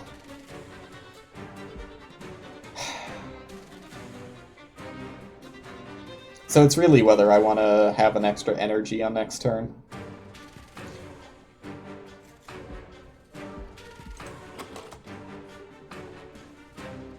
I didn't realize that made it consume. I forgot about that part. So that makes me want to think a lot more about using this. It gives me an extra energy on the next turn. But I don't think I really care. Oh, it also saves this guy, though.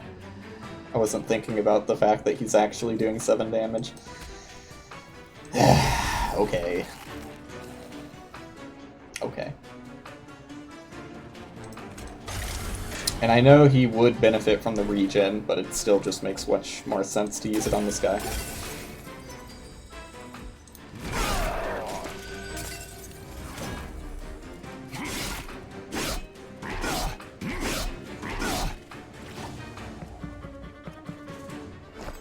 Wait, why did that do more damage than I thought it would? Oh, because he wasn't killed, so he got to do damage. That makes sense. That makes sense.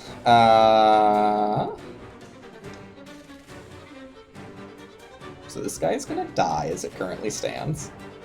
And I don't think there's anything I can do to fix that. Can I play?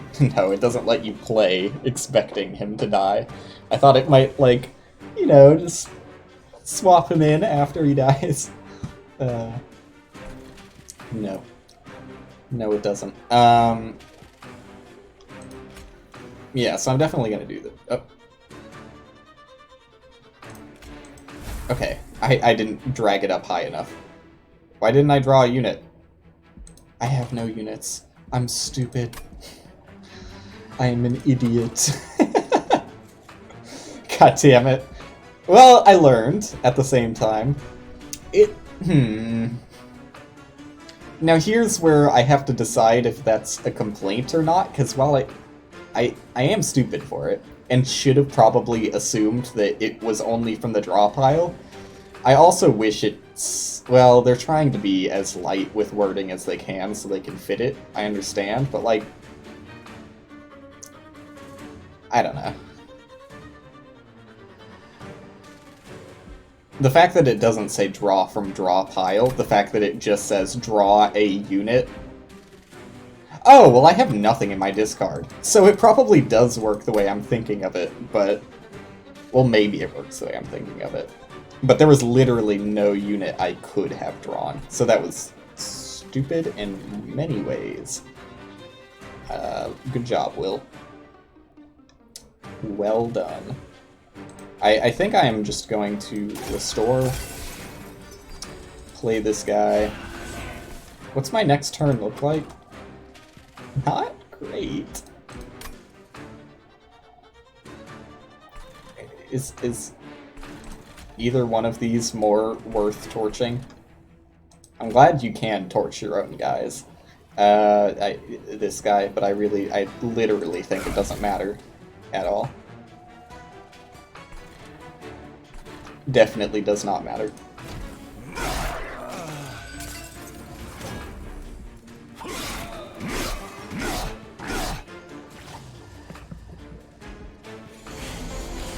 There's the boss with his buddies. That's new. So...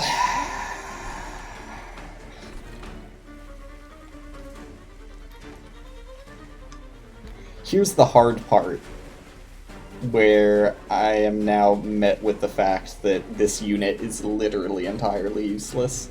because he cannot survive these guys.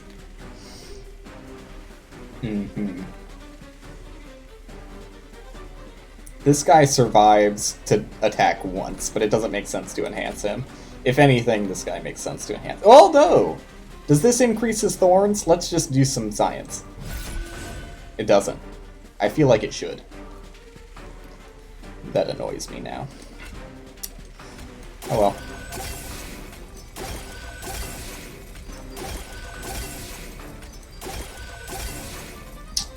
You live, you learn. I still think that was probably the better guy to enhance anyways, honestly.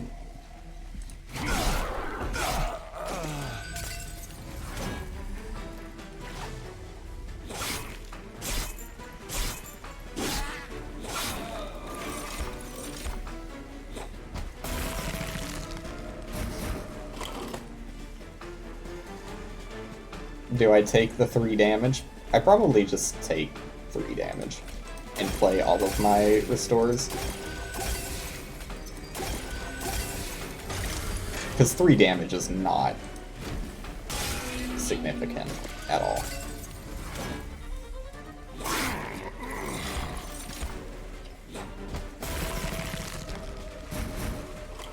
Do I lose? Ooh. No. Although I really thought... I'm trying to think about this. Why am I not losing? Why am I not losing? They have so much HP. I'm now going to very slowly work through this in my dumb brain. I'm going to play these just because I know I have enough energy for everything. Why don't I lose? He does 12... Combat in this room continues until all enemies are defeated. So these guys are attacking each turn.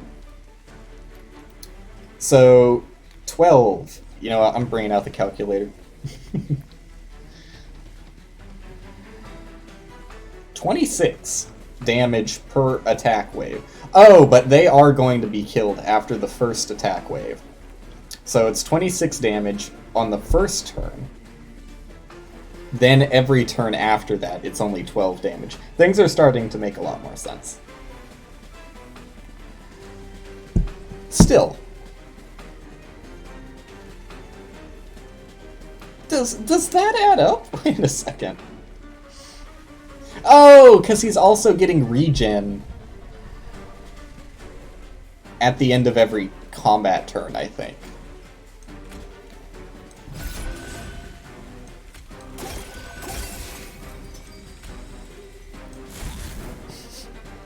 Right? He's gonna use a regen? Yes. Okay. Now it makes sense.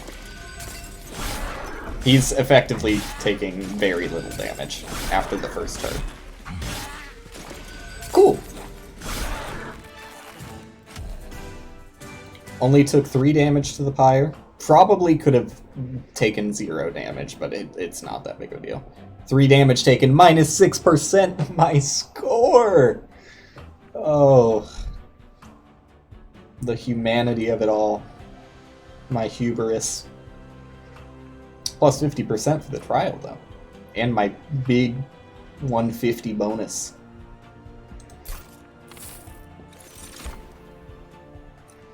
I do like this guy. I do like that.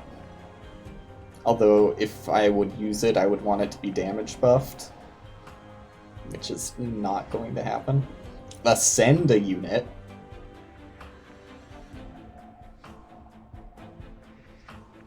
What a weird card. What a weird card. What a weird card. That's a weird one. That's a really, really weird one. I think I'm just gonna skip this. What a weird card. Dude, I've seen Glimmer on like every single Awoken card pick. I mean, Wildwood Sap is great. Glimmer is eh. It's not bad. It's not good.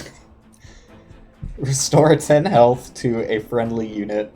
Deal damage to the front enemy unit equal to 5 times the amount healed.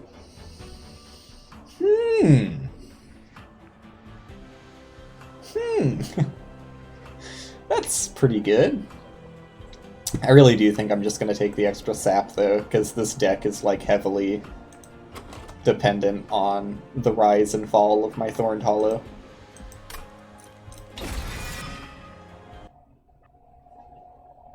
This is fun so far.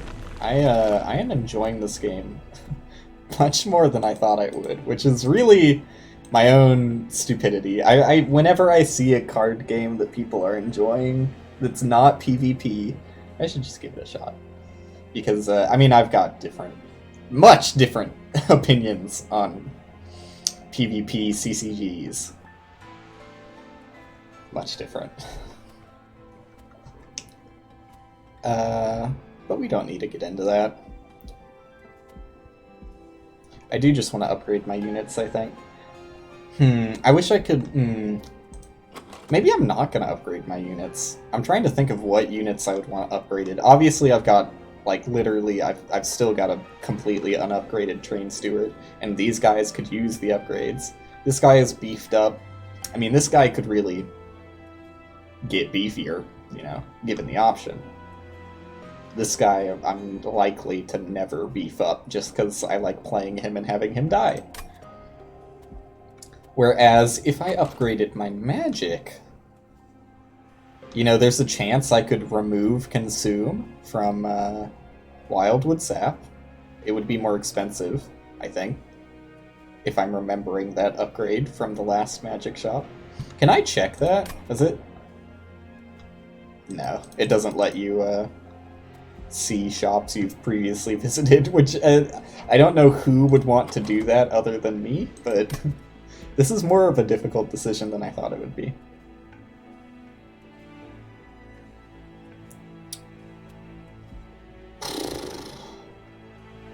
I should get better units.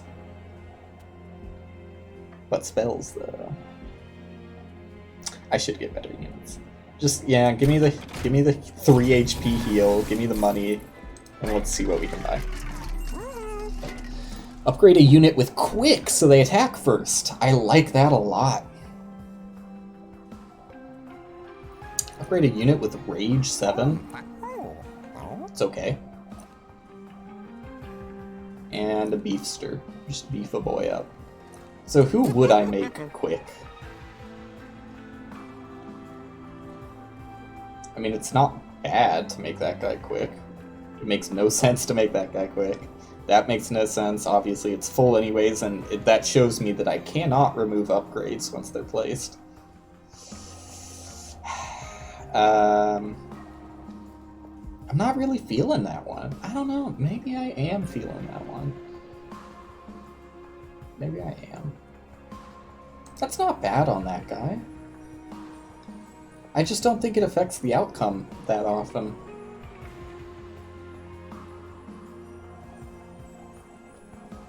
Yeah.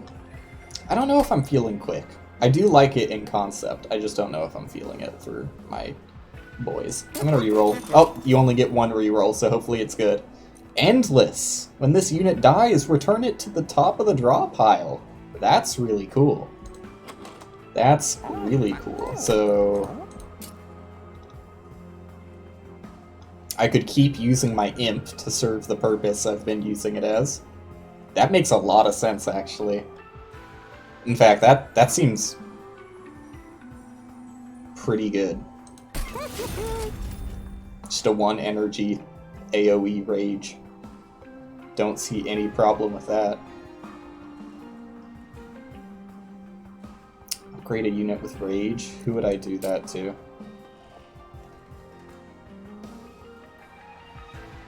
I mean, no one jumps out at me. I should really just beef this guy up so that he has something going for him. I don't know. I mean, rage, it's obviously helpful. Should I put it on this guy? Does 24 damage turn 1, 22, 20. Yeah, mean, why not? I mean, maybe I should put it on a guy who's more likely to survive, or I should definitely put on a, it's 20 gold. I have 245. I'm fine. Oh, should I purge a card? I don't know. I like the balance of my deck right now, actually. I think it's fine. 20 cards is typically where I chill. What is that? Oh. Lets you see a simplified version of the map. That's cool. I assume you can look at that at any point. I haven't really... See, again, I wish I could click out here and just close the map. Okay. We're done. I got everything. Okay. On to the Wildwood.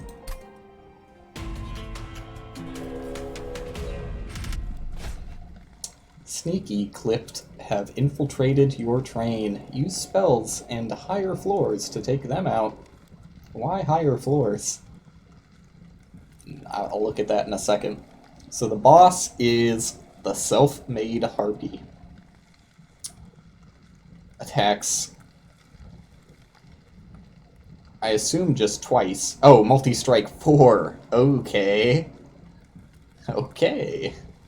It's gonna get completely destroyed against my Thorns boy. I feel sorry for him. That basically makes this combat, like, very free.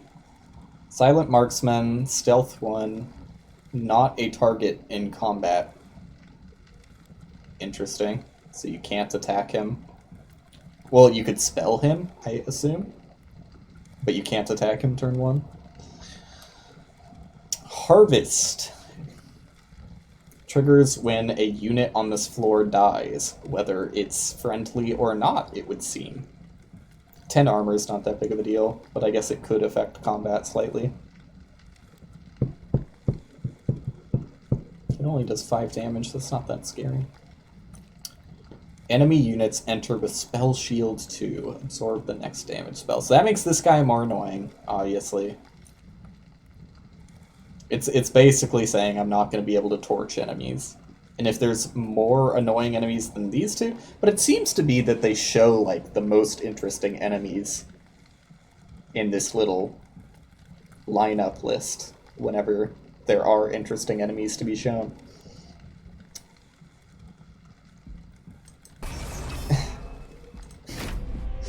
You can't give me a risk and reward mechanic and not have me take it nearly every single time. I don't even, like, money, I seem to have more than enough money for probably the rest of the run, but that doesn't stop me. This spell shield is very... I'm not sure if that's from the spell shield or from the stealth. I think it's the spell shield. That is... First off, the icon is, like, very off-centered from where I would expect it to be. Considering it absorbs the next 2 damage spells, shouldn't it be blocked from, like, the screen, like, facing me, instead of what it visually interprets as blocking the units that can damage the enemy? I don't really like that effect. Like, it makes much more sense as, like, a bubble shield that's, like, facing me, rather facing the units I place. Anyways, it's not that big of a deal. So, it's kind of cool that you can completely avoid stealth by just not placing boys down here, which I guess is why the train said on higher floors when it was talking about this level. Cool. And I get my favorite setup, which is Steelworker in front of Hornbreaker. If I put my Rage Boy down there, he's just going to waste his rage and not do anything productive. And using that would be a waste. So where do I put this guy? Who do I typically have? I was putting the... Well, last time I put the Steelworker behind Thorny Boy. This guy doesn't make sense to put behind 30 boys, so I don't know if I want to play this guy right now. I might just end turn with 3 energy. Did they call it energy? They call it ember. Whatever. I don't care. I use my own terminology in this world. So they lose stealth, and they went up there. Money.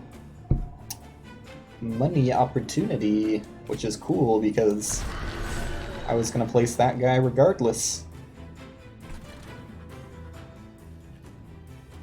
God, it does bug me that they have 2 health and do a considerable amount of damage. Are they really going to kill this dude? That kind of sucks. Is there a way I can save him with regen?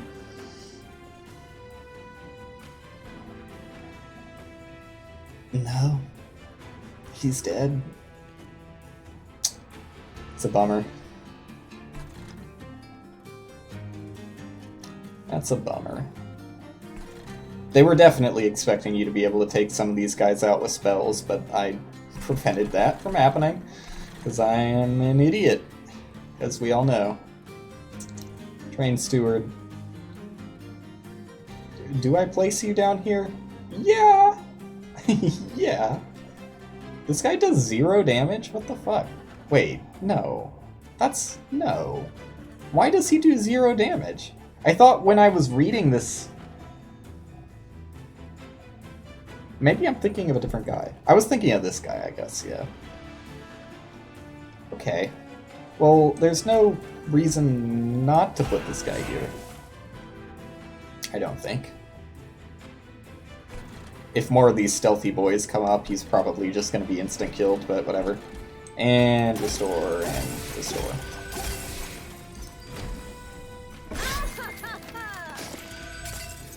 Dude, I'm getting way too much money. I definitely could have gone without putting... Oh, shit!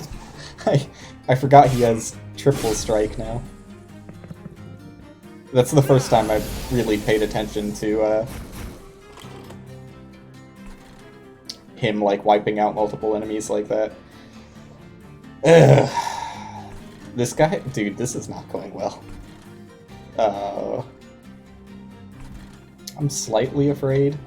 I'm probably gonna take some pyre damage for sure.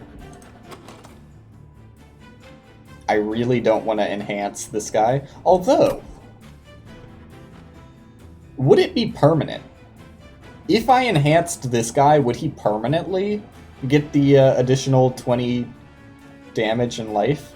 That's maybe something just to throw out there just to fucking test, you know? Just to see. I'm probably gonna do this anyways. Okay, I got the Train Steward, so whatever. Still not bad. I do really need a tanky boy to put in front of this guy. With all these guys.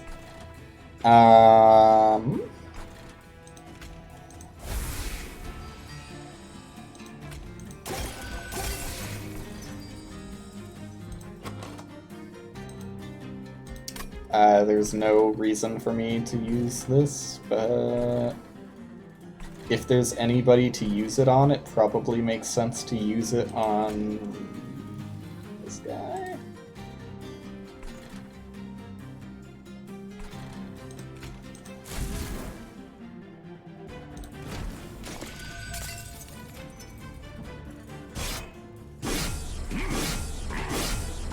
God, he's so weak when he's not enhanced. Oh, I completely forgot that guy was gonna die. Sorry. I mean, there was not much I could do to save him anyways.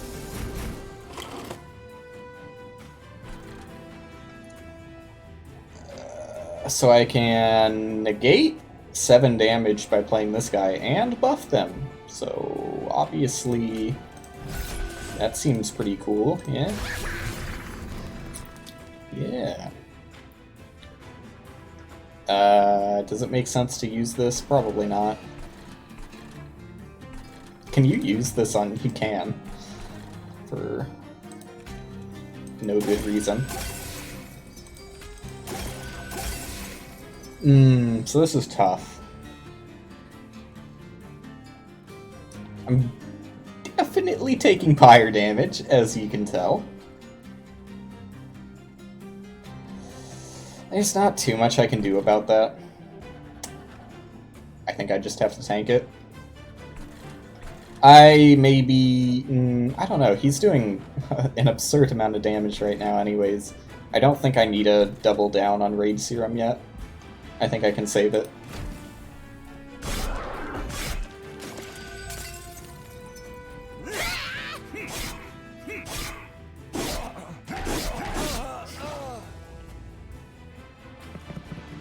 That guy lived. I didn't think that guy was living. Oh well. Oh, they just keep hammering the pyre when they get up there, I see. A brief respite. That's nice. My torches mean nothing in this world. I could just play my imp again and keep the rage going. Save this guy from taking some damage. This guy still makes the most sense to give my heals to, although I don't think I really care about saving that guy, actually, never mind. And again, if there's anybody to torch, well, it didn't really help out last time, but I guess it still makes sense to be torching that guy.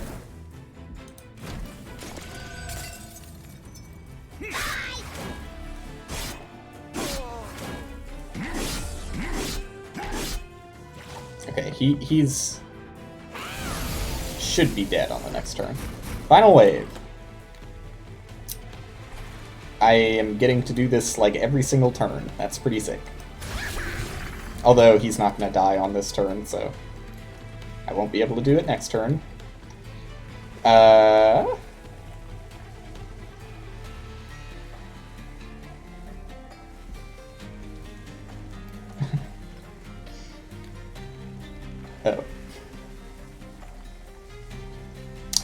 You're dead if I play you. Okay. I guess I can play you back here. I don't have anybody behind my Thorn Boy. What is that? Oh, that plus is from his Rejuvenate trigger.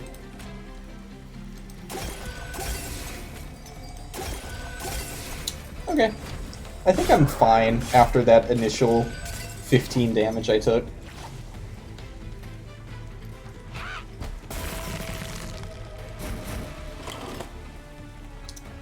So, do I want to enhance this guy? Let's see how this is going to play out. He's going to attack 5 times. That guy's dead. He still has 4 attacks left.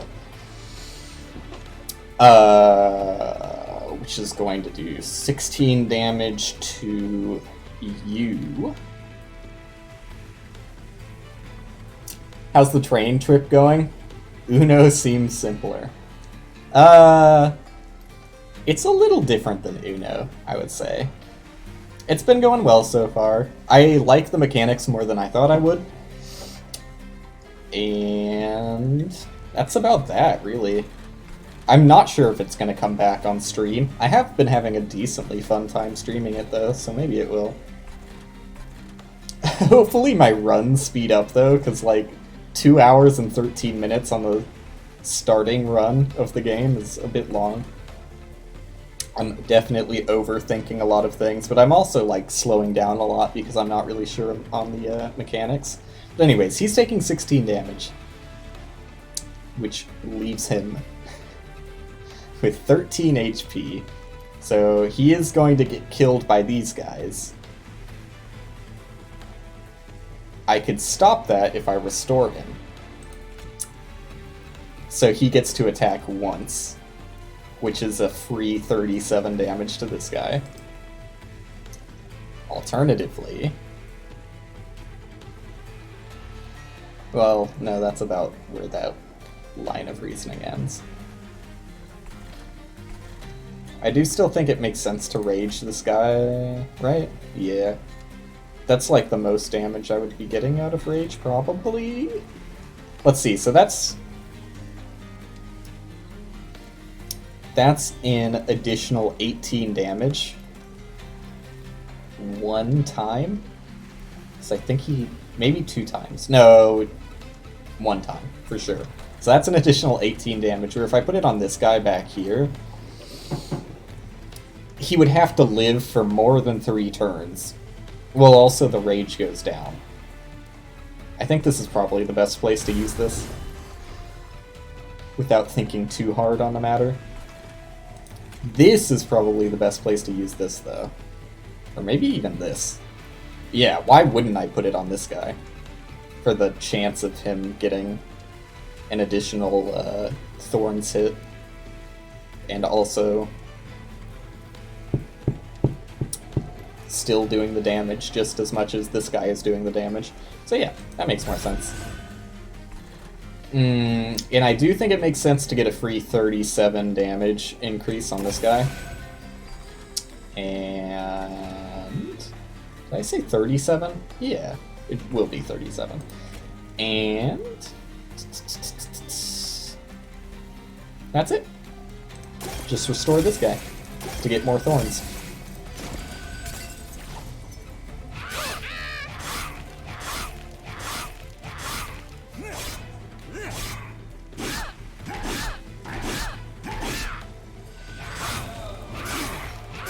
You play many card games like this, Dick?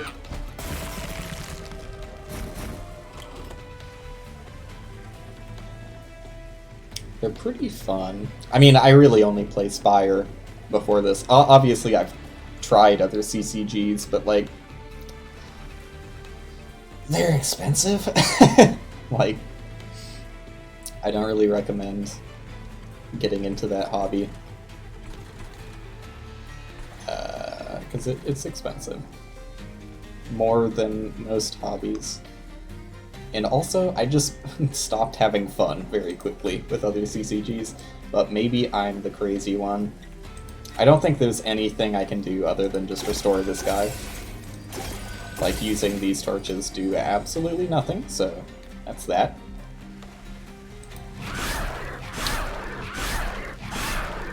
Well, this is fun. I knew that's exactly how this was gonna go, with him having multi-strike. Just stood no chance against Thorns.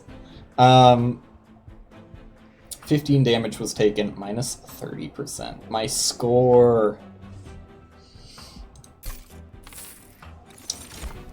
But Spire's different. Deck building is like the most fun thing I enjoyed from CCGs, which is why I mostly played Draft when I did play. I mean, Hearthstone Arena was pretty fun, but still, it's just... I mean, you have to buy into it. And I didn't really want to play enough Constructed to, like, get the gold to not pay for it, so it still wasn't very appealing to me. And Constructed is just awful for other reasons. But yeah, Spire is great. This game seems good. I'm gonna say it seems good so far. I don't know how I feel about the game as a whole yet. Apply Rage 4 and Armor 5. One time? For 2 energy? I mean, I understand the Rage 4, but like... the way I have my imp set up is like AoE, 3 rage, multiple times, 1 energy. I don't get the armor, but like the armor is not that great. Rage Serum has its uses, but I don't really know if I want more than one of those. Important work. Sacrifice Imp.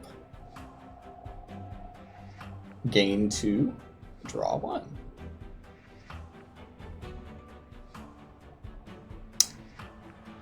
That's cool. That's cool. The energy is irrelevant because I have a very low cost deck right now.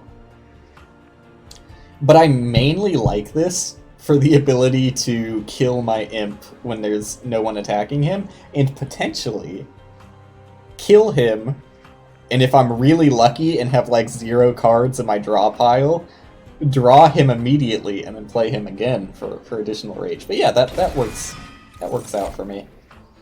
Invigorating Solution. I just realized all of these are like blue tier, which I'm not sure how rare that is, but so were the last card selection. Invigorating Solution. Consume, draw 3 extra next turn. I could probably get usage out of that. Focused Growth. Restore 25 health. Draw 2 extra next turn, and it's not Consume. Okay. Restore 1 health. Gain 1 energy. Draw +1 next turn. Why do you spend 1, gain 1? Oh, because you could make it free. It's similar to things Inspire. Like, Consume, I think is the card I'm thinking of for Ironclad. Anyways. Or no, Consume is the one that takes health. Anyways. You can figure out which card I mean. Restore 1 health, gain 1 energy, draw 1 next turn. This is like a very compromised sort of card between this and this, pretty much. Yeah, I don't know. I'm feeling this more than anything else. I am also kind of feeling this, though. I don't really know how I feel about Engraft. It seems eh. I guess you could buff it with the, well, that would make it Consume, though. With the increased spell power thingy. I'm feeling this one, personally. I don't really know, though. I could use a better heal. Yeah, I'm feeling that one. I'm feeling that one. Because I never want to use, like, my restores are so weak that they're not worth healing other units, really. They're just worth it for the Thorns damage I get. And my Wildwood Saps are so much better on the Thorny Boy. Alright, so my favorite part of this game is just getting free shit at the end of battles. I could use the health. Duplicate any card. Could I duplicate a card? I wonder if it dupes it with the upgrades. That would be interesting. I assume it does. I don't really know if I want to, though. I mean, having another imp that can be... Well, having another channel song might be good. And I get an artifact. Versus 2 removal, even though there's nothing I really want to remove right now. An event, and upgrade units. I think I am going to go this way. I'm going to get my artifact before picking the dupe. Collection of Tails. Rage does not decay on friendly units. Oh, okay. Okay. Okay. Friendly units gain +2 on kill. Nah. That is nowhere close to the amount of damage I immediately get by taking this. That is very good. Alright. So it turns out artifacts can be pretty darn good.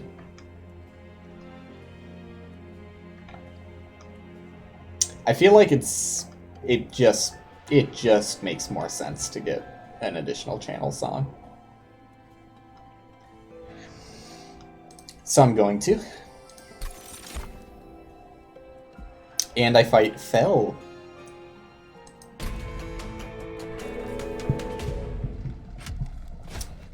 Fell the Wings of Light. Clipped Absolvers guard Fell to weigh you down with guilt before the warrior can make her killing blow. Remove these weights to thwart their assault. Interesting. 1300 HP. Okay. It also has multi-strike, which with 10 damage is kind of scary, but makes it weaker to thorns. Or more so weak than if it just did 20 damage without multi-strike. Fell and her allies will add Scourge cards to your hand and deck. What is... Summoned unit Alabaster Guardian, immobile, 70 HP. Okay, so I just assume they're going to add a Scourge card on every single turn. I gotcha. Who knows how detrimental those actually are? Maybe they're random.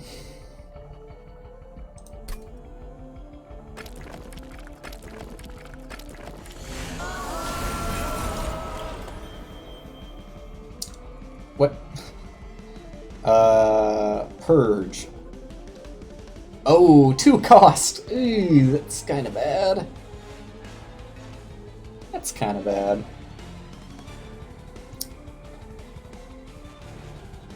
Can't move between floors or change position on this floor. Oh. Are each of these going to give me one of these? And her allies will add Scourge cards. So I'm gonna get 4 Scourges on next turn?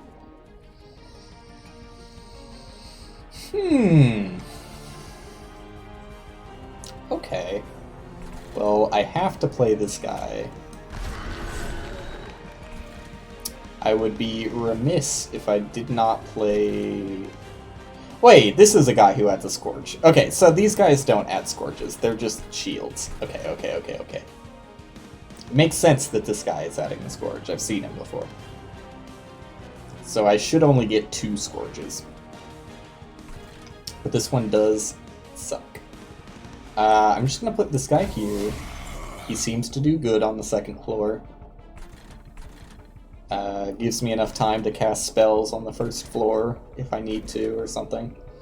I am gonna save the 5 damage and start healing up that bad boy.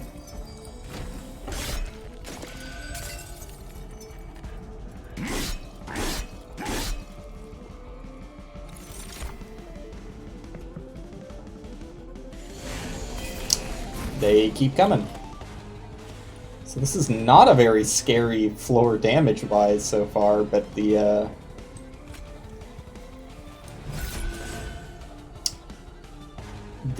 weights are going to make me use a lot of energy. It's going pretty good. Turns out this game's fun.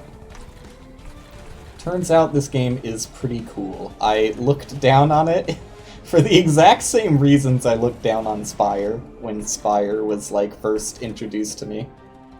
But yeah, it turns out 97% positive on Steam, and the fact that literally everybody I watch on Twitch and YouTube has taken interest to it. Less so on YouTube, because obviously there's a lot of different content on YouTube, but like literally last night, all of my followers, or not followers, but everybody I was following was playing this game, so... You would probably play this more than Spire? Why? Why do you say that? You don't know? Why? So far, I don't know. I still do... Like, Spire just jumps out to me as more balanced so far, just because the numbers in this game got so absurd so fast. Like, I've got... If you just want to talk about absurd numbers, I've got a unit that does 9 damage 3 times and has 9 HP, and the boss in front of me has 1300 HP, and you can't see its damage, but it does 10 damage twice. So the numbers are like so much larger than they ever get in Spire that I am concerned about the balance. I'm not going to say it's less balanced just because the numbers get bigger. But because the numbers can get so much bigger so quickly, it's concerning. It's definitely concerning, balance-wise. So I do still love this guy blocking my champion. And I probably should have done this first before playing that guy, but I'm still happy with my decision, and I'm going to play this guy down here. Unless someone else has a better place for him. I mean, he would do good up there, but he's also just a healthy boy, and I know I've got stronger boys that I could channel song. So I'm going to put that guy down there. And play my weight and restore my thorny by.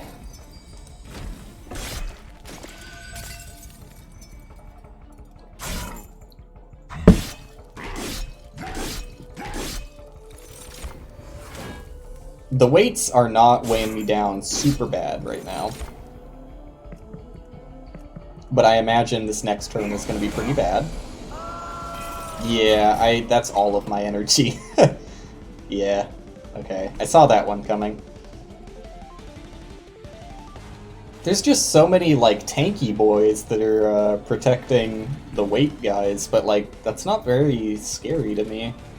Oh my god, and the ability, since I don't lose rage anymore, to just do that and have permanent increased damage. I think this appeals to me more because I also like Hearthstone more as a card game. I mean, playing units is definitely a different style of gameplay than just attacking with one unit. But so far, I'm still leaning towards Spire. Not that this game... Like, this game is very unique in that, like, both of them can be good and played separately from one another. I'm not gonna say, like, oh, Spire's the better card game, why play this one? They're still enough different that it, makes sense that you can easily enjoy both. There are some issues I've noted earlier in the stream. There's, like, some text discrepancy. Like, I'll just note the most glaring one. So, there's a mechanic called Enhance. Where is it? It's not in my... I should have not looked at my draw pile, just look at my deck. There. So there's a mechanic called Enhance. Your favorite card game is Wizard 101. That's where the conversation ends. But, so there's a mechanic called Enhance, where you permanently modify one of your own units. So I am permanently giving a unit plus 3 HP and plus 3 damage when I enhance them. However, there are enemies that enhance other enemies, and that mechanic is completely different, but they both share the same name of Enhance. I think since that mechanic is so wildly different, they should have different names, you know, because it's kind of confusing that Enhance is very permanent for your own units, whereas on enemies, the way it works is, like, say there was an enemy that is enhanced with plus 5 damage. That enhancement, to me, I thought that was going to be additive every turn, so every turn you leave the enemy that is enhancing alive, they are giving every other enemy on the floor an additional 5 damage. But what it actually is it's just a flat 5 damage that is only active so long as that unit that's enhancing is alive. So if you kill that unit, the damage, the extra 5 damage is completely removed, and also it's not additive. So even if you leave that enemy alive and it lives for like 3 floors, it's still only going to be plus 5 damage instead of what I was initially thinking would be plus 15 damage if it made it from all 3 floors.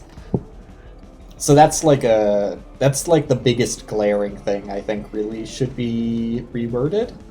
Everything else has seemed pretty fine, although I've definitely made some other complaints. But for the most part, it's solid enough that I'm not like, oh, that shouldn't be like that. Like, the enhancement thing definitely should be changed, because it's like obscuring information that should be easy to learn. And this game seems to care about easily telegraphed information. Obviously, everything has like an absurd amount of tooltip information. So I think they should definitely rework the way that's worded. But, yeah, it's fine. I'm enjoying myself. I am gonna play this guy. and take 3 damage, but I don't care. Because it's worth it. Because I was talking so much, I didn't really explain my way through why I did that turn, but yeah, I mean, you can figure out why. I took 3 damage and gave them permanent 6 extra damage. Which for this guy is actually 18 extra damage because he has multi-strike. Okay, so this is an actual attacker. Who would have thought I'd be seeing one of those? I'm gonna keep buffing up this floor, because it's absurd. Is there anybody I mean, I could put this guy down, but I don't really want to. I'm gonna channel Song.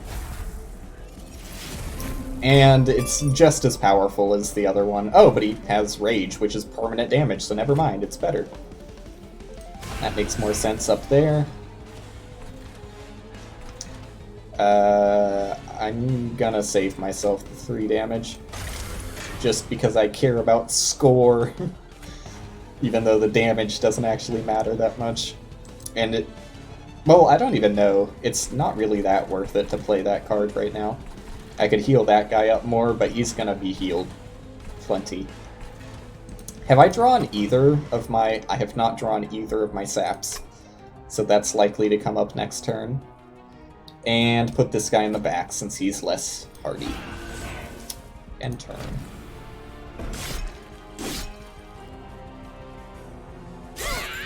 Give me my imp back. Having that imp be, what is it called, endless, is really, really, really strong.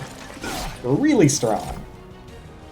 Not to mention the fact that I also have the Collection of Tails relic, but like, even without Collection of Tails, that's still so fucking strong. So I'm definitely gonna save the 5 damage. I might not save the 3 damage, though. Because I definitely want to play this guy again. And I really want to Wildwood Sap that guy. God. Damn, this guy is so much damage. Ugh. I just want to keep beefing him up. It's a better play to Wildwood Sap this guy, I think, though. I think. Yeah.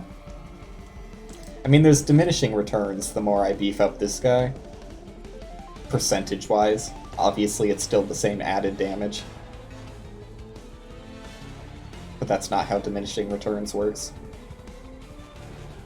I mean, most people think of it like that, but...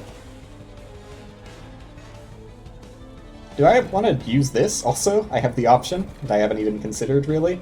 Not really. That's kind of pointless. I think I am going to buff this guy up. God, that's so much damage. And, yeah, just wait up nutrition, whatever.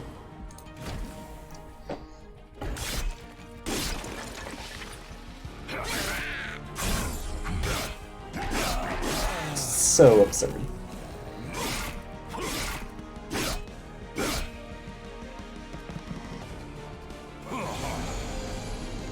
I could have worked out, like, exactly which would have been better damage between using the Imp here or the, Sap here, but I really don't think it's necessary. Oh, dude, here's the dream! Here's the dream scenario I was talking about. I play Imp.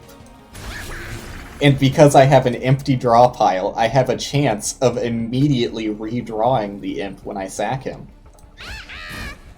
Holy shit, the dream! Does that... wait, does Endless doesn't send him? Because I didn't even redraw. Wait a second. Gain Endless. It returns it to the top of draw pile, so that was guaranteed. Holy shit, that's even better than I thought it was. That means that every time I do that, I can have that play out the way I want it to.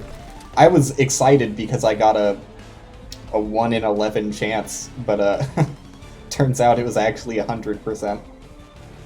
And sap, and restore, and... I mean, there's no real reason to torch anybody.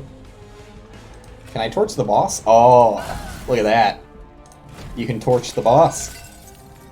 I'm learning.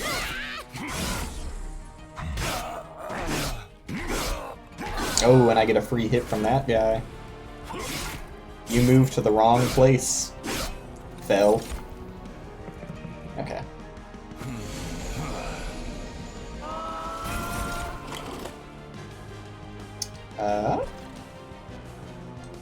Yeah? It sucks, but I'd rather not take the damage. I'll get my sap back, it's not that big of a deal. I'm gonna easily win this fight. This is just... He's doing 150 damage, like, come on, guys. You gotta try harder than that to scare me. Collection of Tails is way too good of a relic, honestly. Or not relic, that's Spire talk. Way too good of an artifact.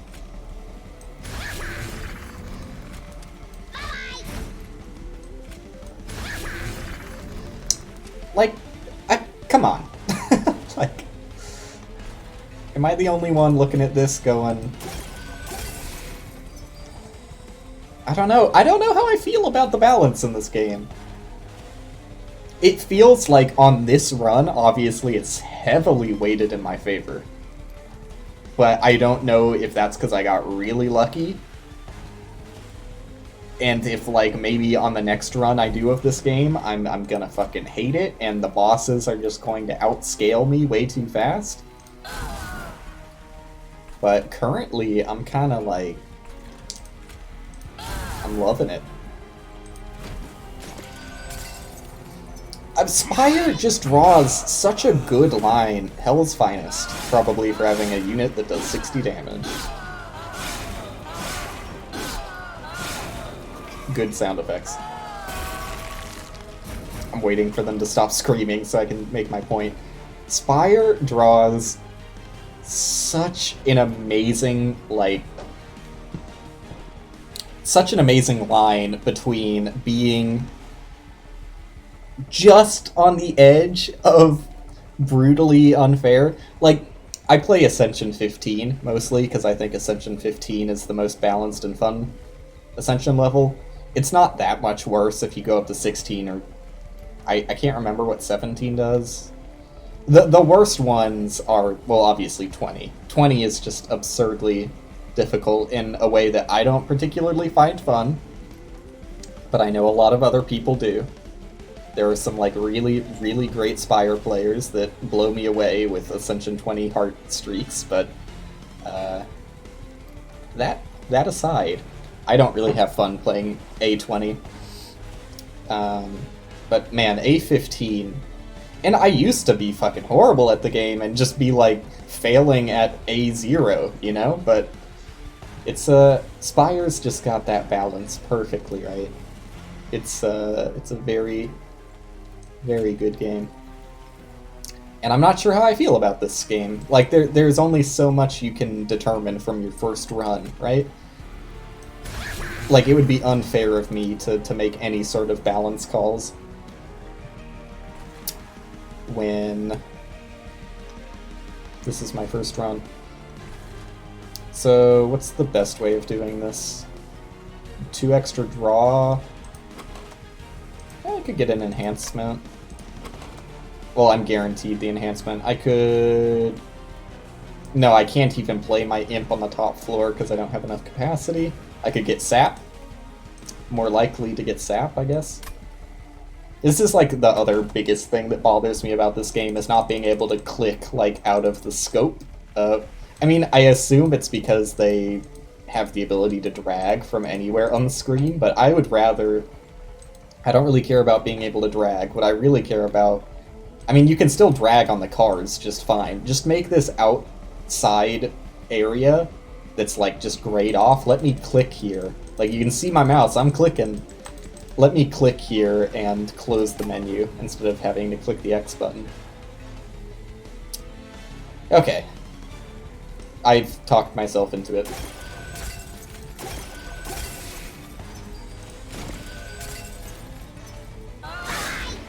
The boss might not even make it to the next floor.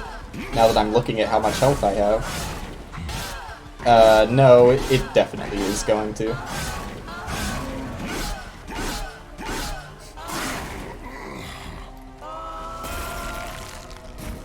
Hello. You actually got close to hurting that guy. Almost. So I, again, can't beef these guys up. I can enhance that guy. I can sap that guy. And just use 2 restores and save myself the 3 damage. There you go.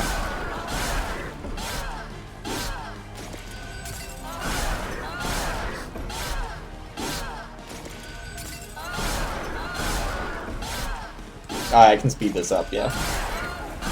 There you go.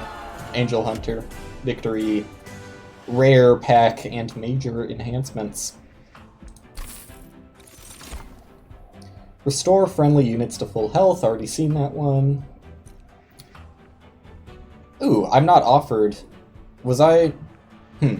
I guess I could have probably gotten either red or green, but I am just getting green offered to me.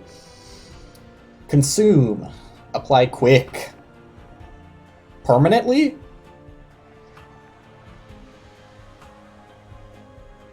Permanently? Or just for that turn? I mean, it doesn't say it goes away, so I'm going to assume that's a permanent quickness. That's pretty good. Enhance a unit with plus 10 life, apply 4 spikes. That's so expensive. It's very expensive. Why is this so cheap? I mean, like I said, quick doesn't really change the outcome in most situations, but it can. It definitely can.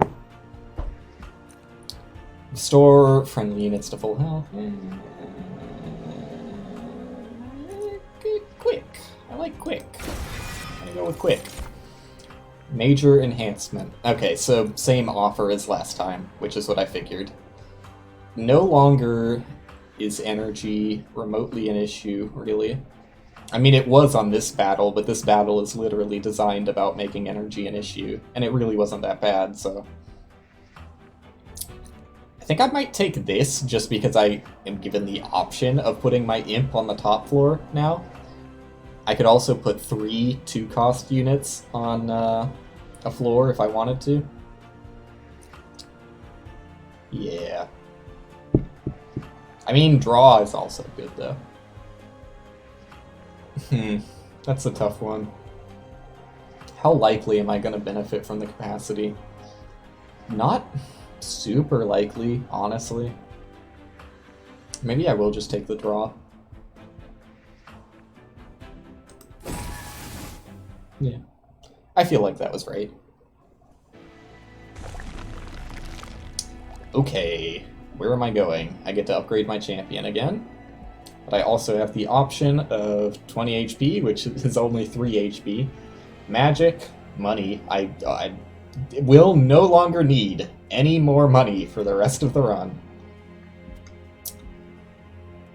I'm pretty happy with my deck and don't really want to remove.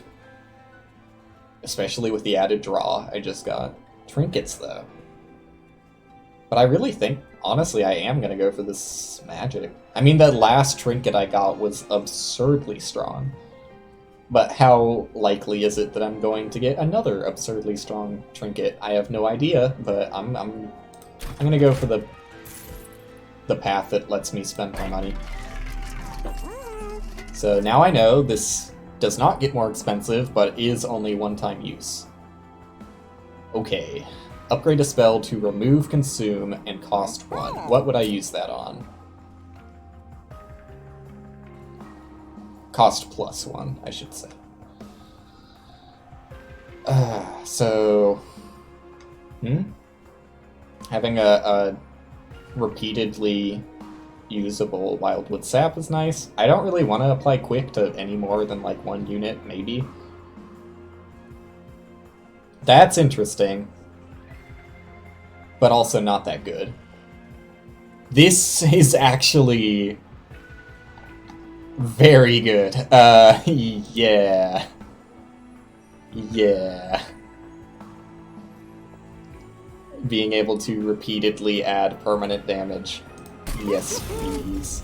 And I can also make it free again. Is there anything else I would rather make free?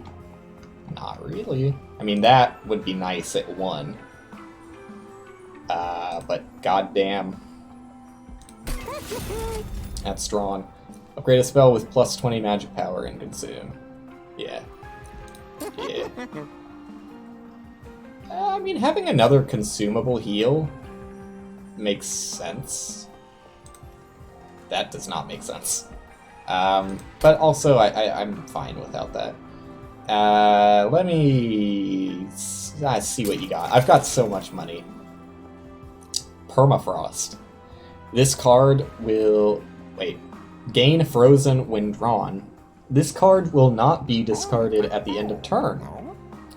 Frozen is removed when the card is played. Cool. Cool. That's kind of interesting. Just get to hold a card.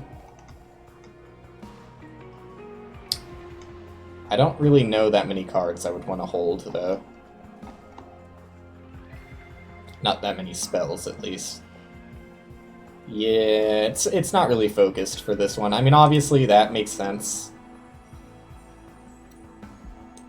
But it's also not that important. Search Stone? So let me see. You can't use... Well, okay, those are regen. Never mind. Stupid. I don't really want that. I think I will make Focused Growth cheaper. Permafrost. I mean, this is the only option, really. Is there anything I would want to hold on to? I guess just the damage spell. But that's really not that much damage to get excited about. Eh, I'll take it. I will never need more money. And give me the HP, and upgrade my champion, and... An additional multi-strike, ooh. Ooh, let's be careful. Wait, an additional 2 multi-strike? Oh, dude, that's too much. But I will just read this just to see what this is. Oh my god, this is so much. Slay, gain 5 armor. Revenge, gain Rage 1. Triggers when damaged. Well, I have not upgraded the health on this guy at all. So...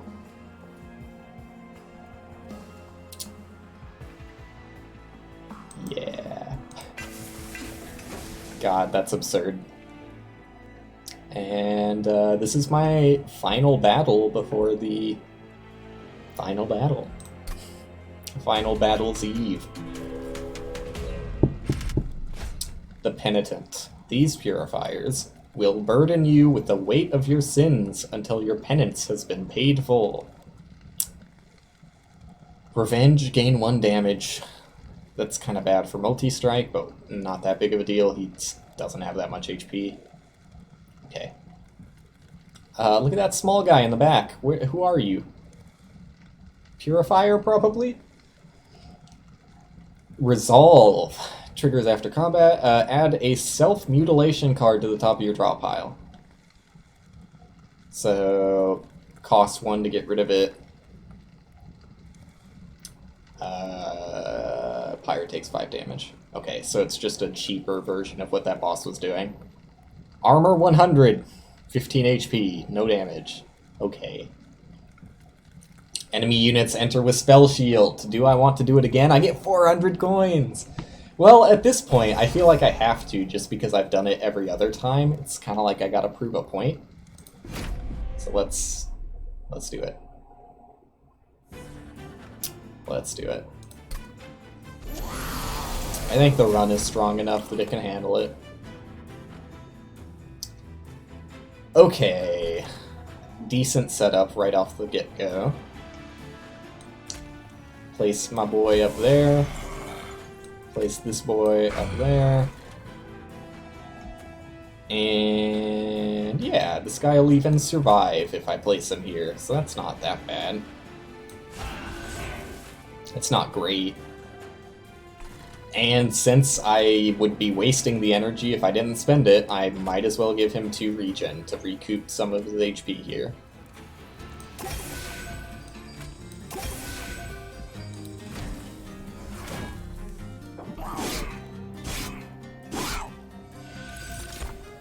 There's the self-mutilation. Oh no, that's no fair. The money boys spawned behind other boys. What am I supposed to do about that?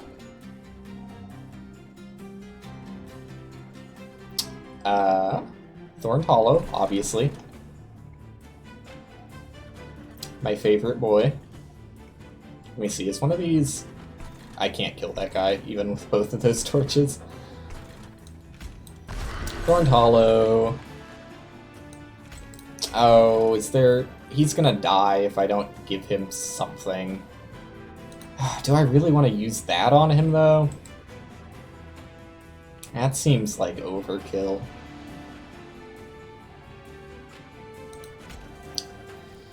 I'll do it. I'll do it. And Wildwood Sap on you, and just prevent me from taking damage. I'm not going to get the 100 gold, but there is nothing I could do. Where's my imp, man? I need my imp.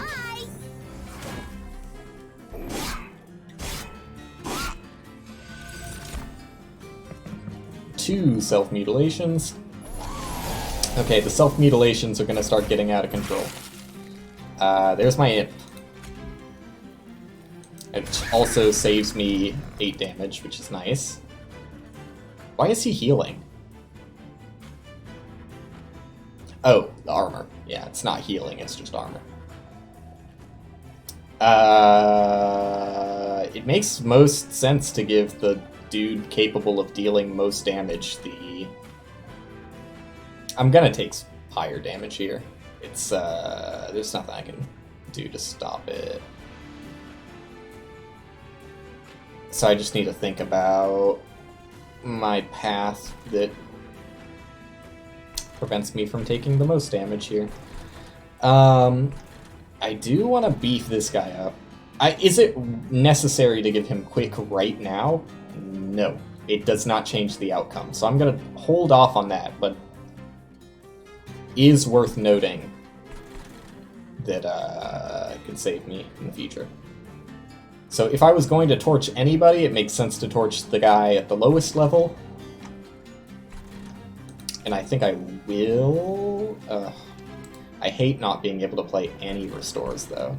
But it's going to save me in the long run. I might even take 5 damage from... I might even let both of them slide.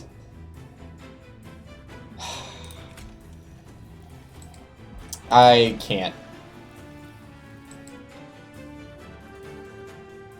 I would save... If I used both restores here, I'm taking 10 damage from this, but saving 8 damage from this guy, because he is going to attack the pyre one less time. Oh no, wait, he's gonna... Wait a second. Yeah, I would have to restore twice. I mean, I'm only taking 2 extra damage by doing this, and I permanently buff that guy up.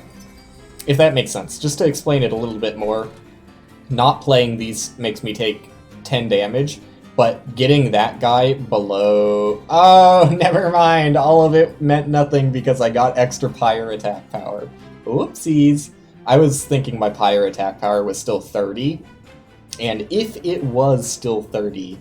If I brought him below 60 HP, he would only be able to attack twice instead of 3 times. That's a whoopsie moment. We have those sometimes. Not that big of a deal. So I am going to still take a beefy amount of damage next turn, too. But buffing this guy up quickly is going to help. Now that my imp has shown up once, it's always going to be top-decked. God, I knew that was gonna happen. I have gotten a fair amount of these self-mutilations, huh? What am I doing? Yeah, I thought you were only here for Lion King. I know! Such a supportive viewer. Still no news on when we're gonna do the Rayman race, by the way. My pal Jacob is a bit busy at the moment, so nothing I can tell you about that, but we'll get it sorted at some point. I also made a mistake because I was under the impression that using my torch was going to actually do anything, but all it did was get rid of a spell shield, so I'm a dummy. Oh well. Let's start beefing. Well, do I just want to...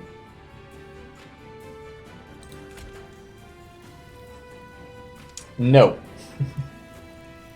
Jacob will never be joining Lion King. If it's the last thing I do, I will save him from that. I definitely did not need to remove that spell shield, but I appreciate the support. Okay, so now I'm gonna... I mean, it... I'm just gonna save the damage. He is not on Twitch. He's streamed a few times on YouTube, but you will not be able to find him.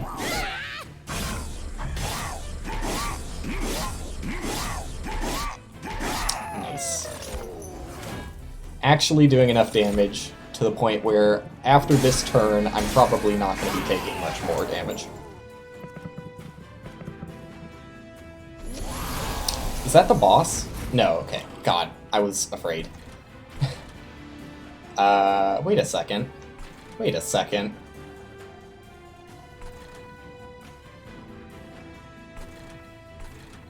Didn't you kill an enemy? Am I losing my mind, or did another enemy just magically show up? I'm probably losing my mind, but something feels off about that. God, see, here's the thing. I desperately want to keep buffing up my champion. I'm just, like, losing... How are you full HP? This isn't making sense to me. Where did you come from? Where did this man come from? I'm gonna take so much fucking damage. Oof. There's not much I can do about it, though. I just want to avoid taking this damage.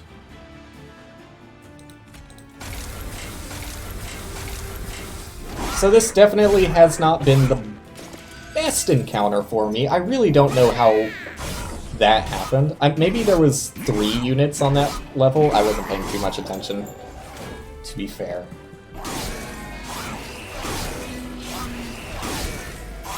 Okay, now I should be safe from taking any more damage.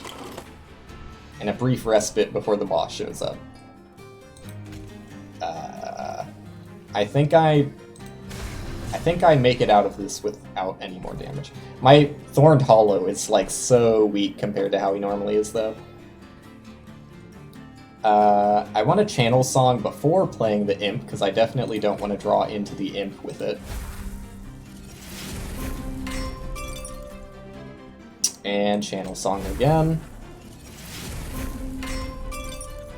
Alright, so this guy's going back here. And this guy's going down here. Who do I enhance? Probably this guy.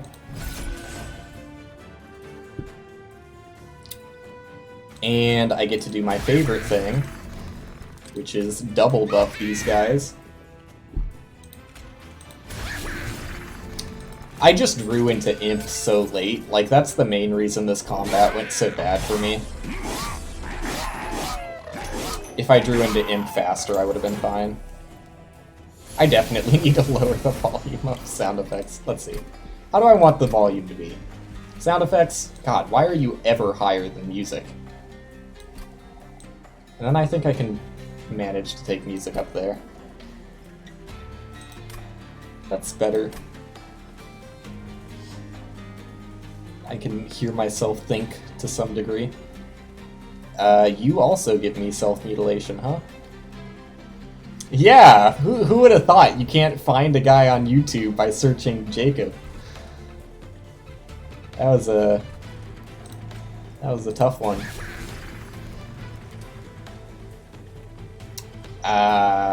Does it make sense to give him quick at this point? Probably not. I'll save myself the 5 damage. I could get an extra 25 damage on the boss by giving him quick. But I think it makes more sense to just heal up my Thorn Lord. Thought he might have commented on one of my vids. Nope. Not on YouTube. But regardless of what you would ever do, like, he is not going to play Lion King. Hate to break it to you. Okay, so this is pretty worth it, actually getting a decent heal out of that. And sapping, and no point in torching, so just keep giving him regen.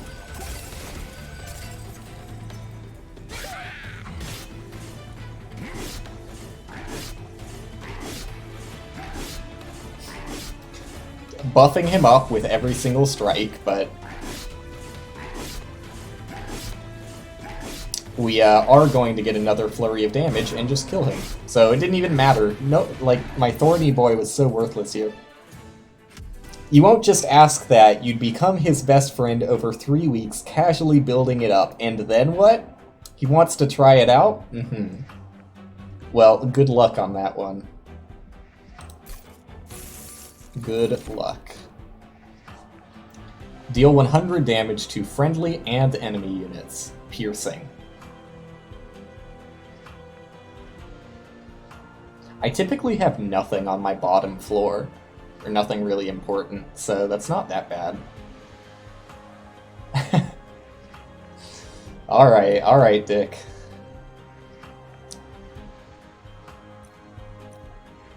Return a random consumed spell to your hand. I don't really care about that. Deal 5 damage, apply armor 20. To the enemy? Interesting. That's an interesting one. At 2 cost, though, some of the costs on these cards are very strange. Like, there are some absurd cards that are 1 cost, and then you give me this, it's 2 cost?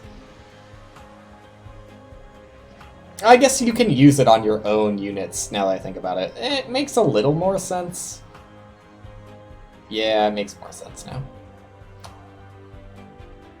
I was mainly thinking about, since it's piercing, being able to kill other enemies.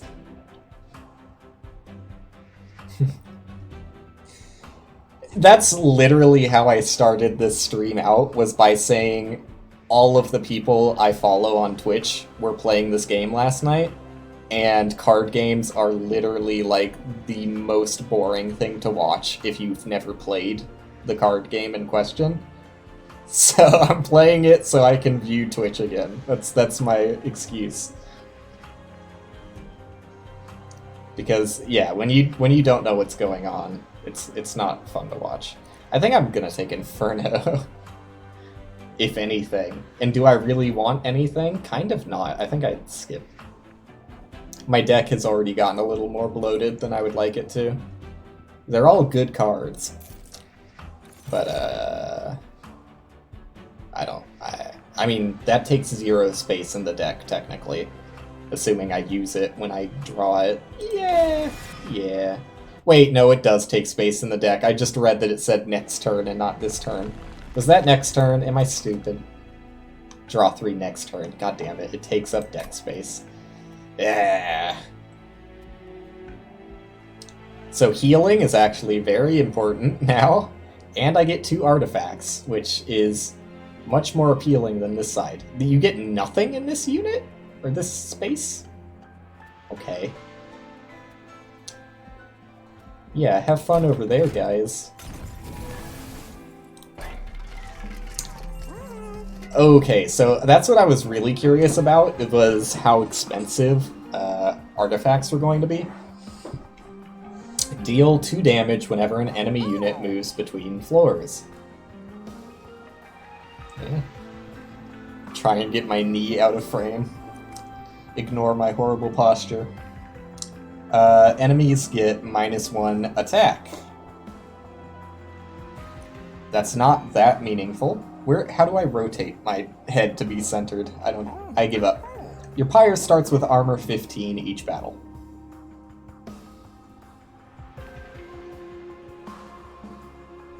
Deal 2 damage whenever. I mean, these all kinda suck. Let's see what I get out of the free one first. Oh, 2 options. I forgot about that. Well, you were complaining about back pain. I don't have back pain. I stand up straight when I'm standing, at least. Cards with Consume have a 50% chance to be discarded instead. It's the spoon from Spire, except 50% is much higher than Spire's, like, 10%? I felt like it was much lower than 50. Maybe it's also 50, I don't remember.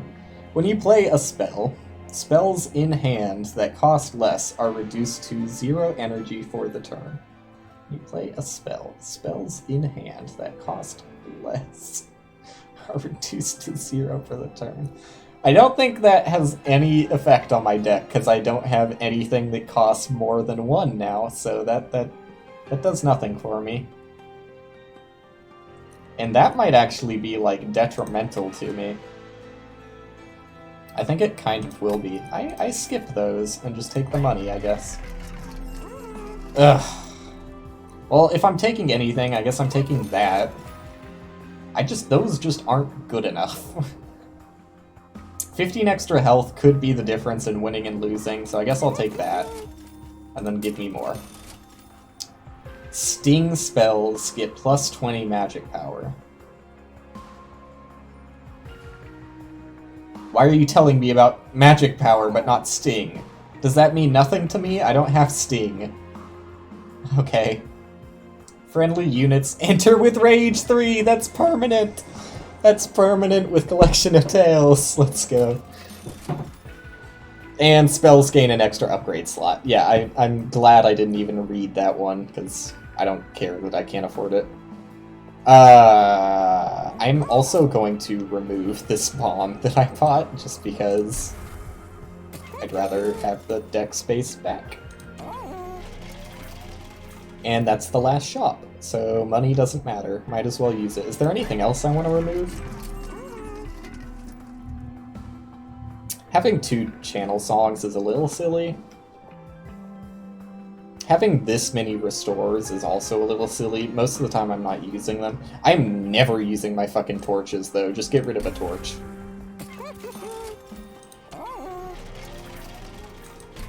See ya.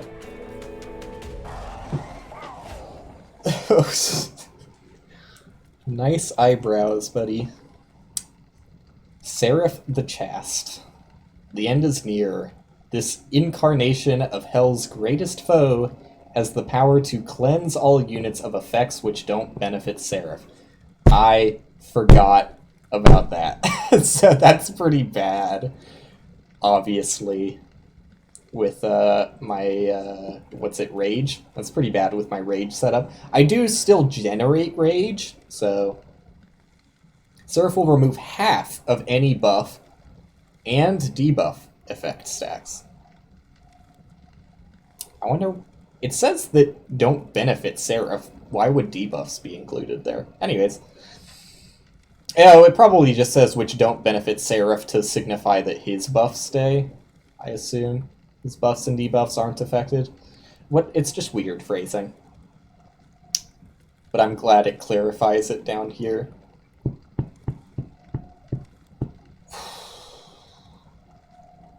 That's not that bad. We can work with that.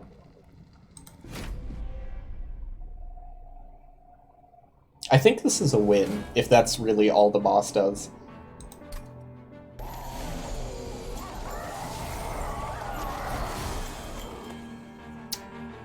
Okay.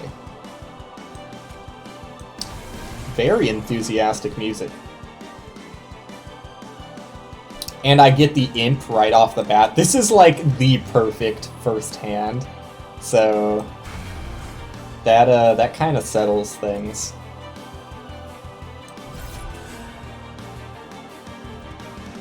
The perfect first hand.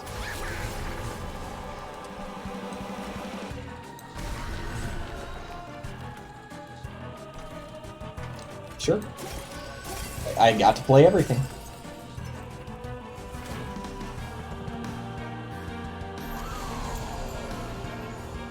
They are doing a decent amount of damage, which is kind of frightening, but... Oh, that's gonna affect my thorns too. So this unit is like basically just a meat shield. But that's not that bad. These dudes are really weak. So I kind of wish I had more torches, but whatever. Not that bad. I will use a torch now, probably. I will also probably be using my channel song. But let's think about this turn a little bit more.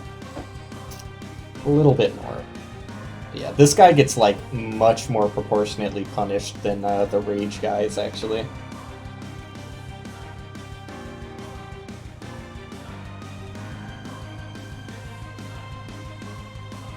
I could give this guy regen. And he's, like, completely back to full HP, I think. No, he's going to be a little damaged. Torch would bring him back to full HP. I'm going to torch one of those guys for sure. Hopefully next turn I get the book that quickens a boy, because getting quick really, like, completely immobilizes these guys so they can't do anything.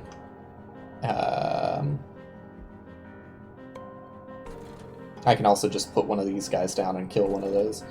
What do I want to do? What do I want to do? Tough decisions. I mean, this guy's dead. Fuck. I don't know. I don't know. This is a harder decision than I thought. I'm channel songing. Okay, I'm satisfied. You can join my friend down there. And then I think focused growth this guy. Wildwood sap that guy? Play this guy? The options, there's so many of them and I'm not really sure what the right call is. I think I play a guy here and I heal up my Steelworker. That's what I want to do. That's what I feel like. I bet there's an achievement for killing the boss before he starts coming up through the bottom.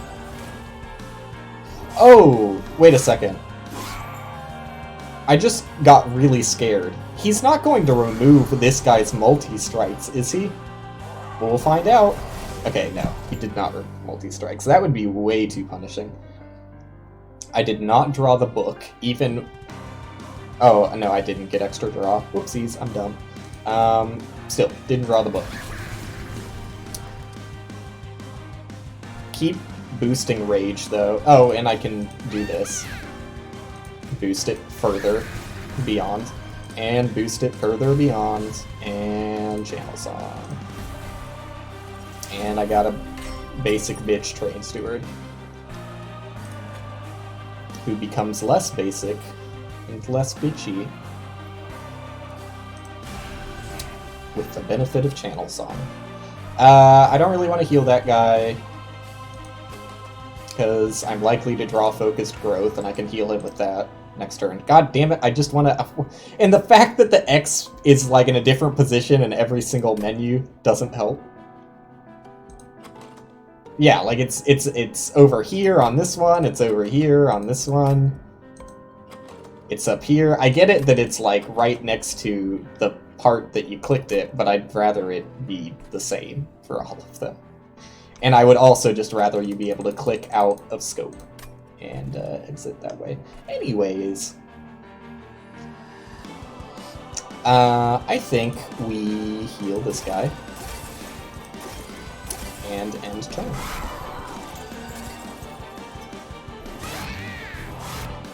These birds are not that scary.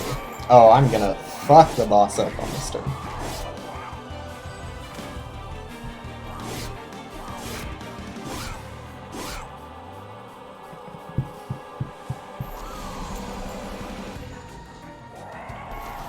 Don't care about those guys losing their rage.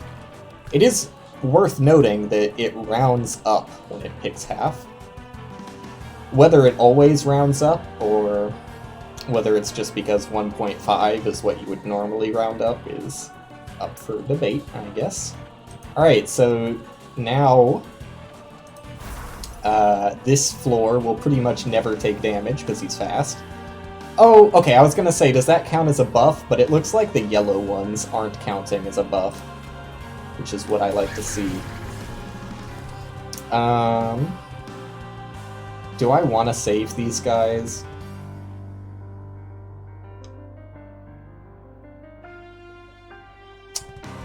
Eh.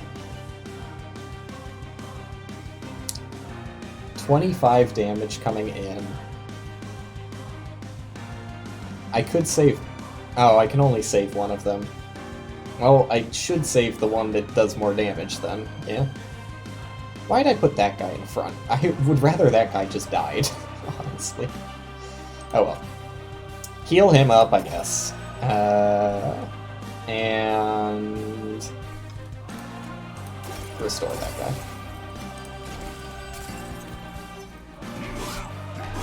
So my quick is finally paying off. I knew it would all be worth it.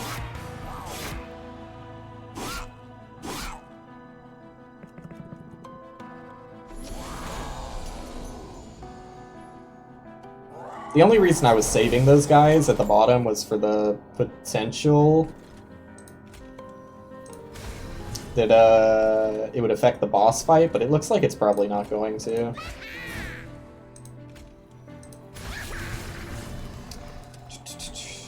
Yeah. Oh, and because it's quick, that guy's actually not going to die anymore, so I can't actually get him back unless I use that important work spell. Not the best. But it's still better than not doing it, I think. Alright, I'll save you again.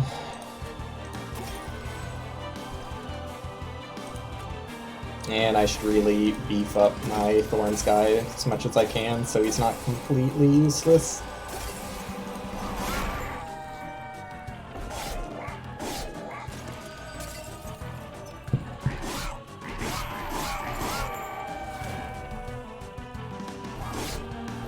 I can still kill my imp with my own spells if I want to, that aren't important work.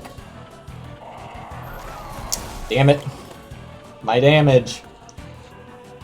I'll bring it back, it's fine. And enhancements don't count as a buff, looks like. How do I want to do this? I guess I do want to still use important work. As I should when given the option. That guy lives, so I'm gonna leave him as is and do the big heal on my Thorn Lord, who could use it. And I guess I do still get to torch. So I guess I'll throw 2 damage on the boss. Oh, wait, no, I should still kill that guy. That was almost bad.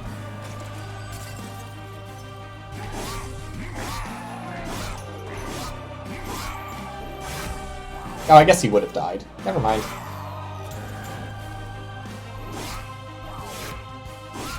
Just made that guy take unnecessary damage. Because I assumed that I was strong enough.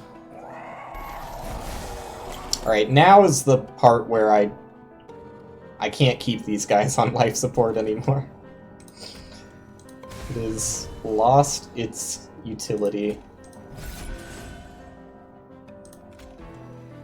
Okay, this is definitely a situation where I want to torch my own imp, though.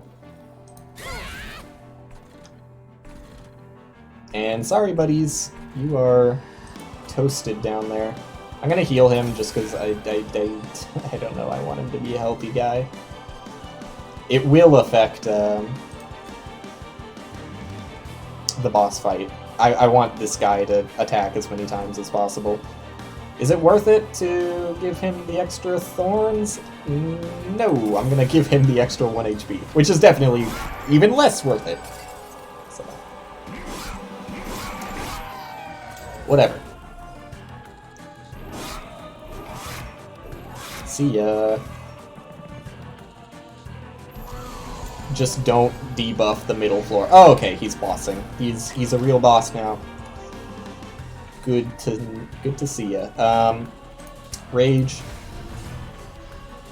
I think that means he's not going to do his debuff removals, which is awesome. And kill you and draw you back immediately. And you're still going to die, which is great. Love to see that. Love to see that. And no one to heal other than this guy. And no one to torch other than the boss.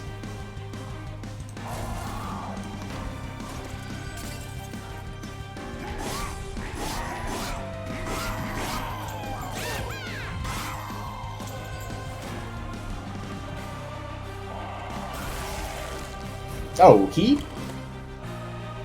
I guess he just didn't attack because there was no one to attack. But that confused me. Is he gonna kill me? That's not as much damage as I wanted to see.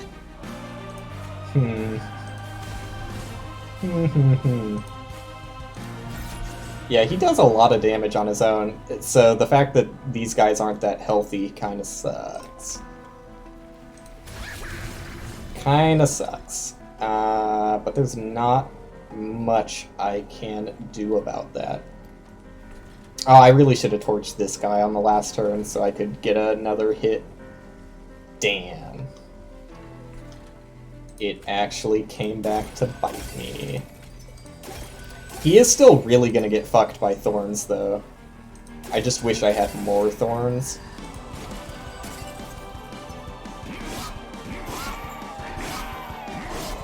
But they got removed so often.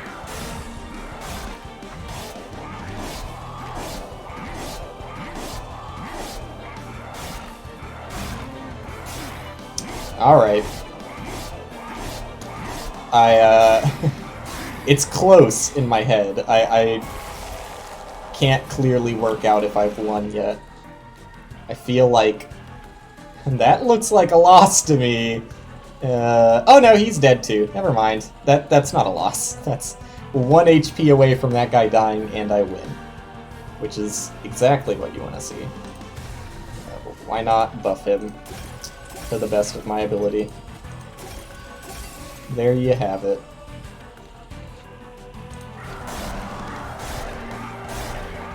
It was closer than I would like, though. Definitely closer than I'd like. This boss is about as hard countered as you can get with my rage setup, but it still worked out. And thorns. Like, thorns carried me for the first half, rage carried me for the second half. All in all, pretty good first run. What happens now?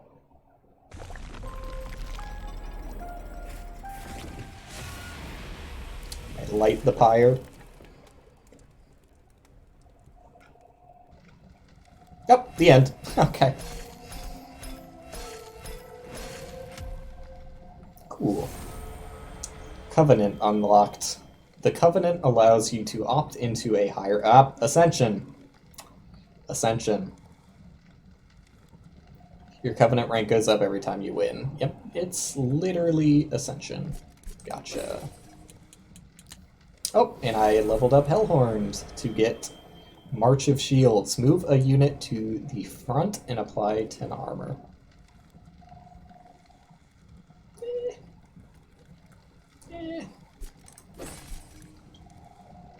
Ashes of the Fallen.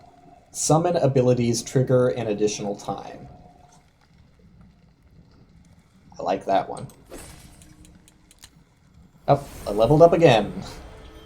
Impressive. Sacrifice Imp. Deal 50 damage to the front enemy unit. Love to see it. Unbroken Horn. Conserve energy between turns. Ice Cream. Spreading Spores. Apply Regen to and Spikes to. Add a copy of this card to your discard pile. At 2 cost, too.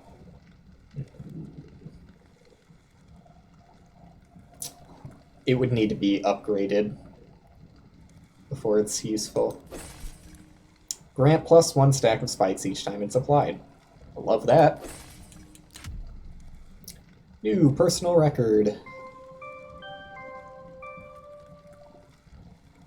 Oh, that's unlocks progress, gotcha. Victories. Hellhorned and Awoken. Ooh. Okay. Gotcha. Oh, that's me. Look at me. Okay. Okay. Cool. 45 points. Oh, for my remaining coins. Gotcha. Cool.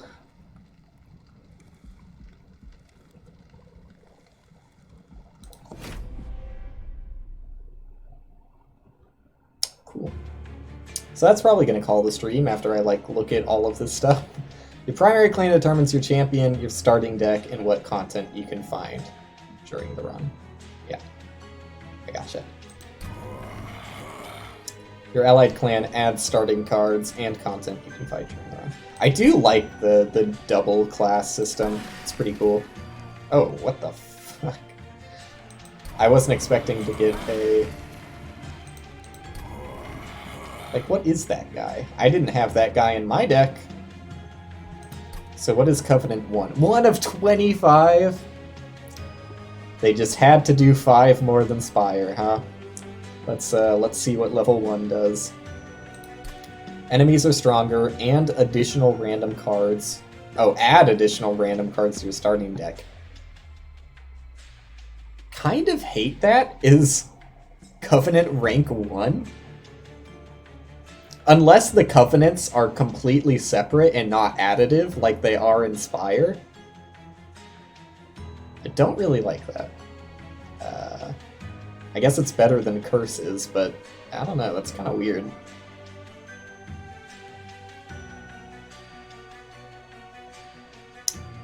Win streak 0? What the fuck are you talking about? I am taking serious insult.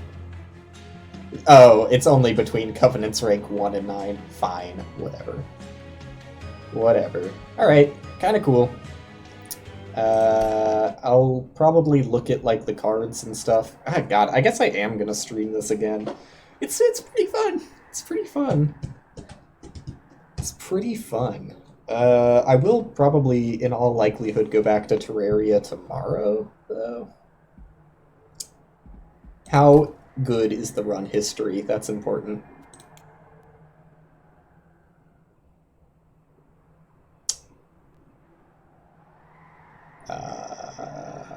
What am I looking at here? Primary clan, allied clan, Covenant 0, victory, 3 hour, 25 minute. Artifacts I got, cards I beat the run with, and shows their upgrades.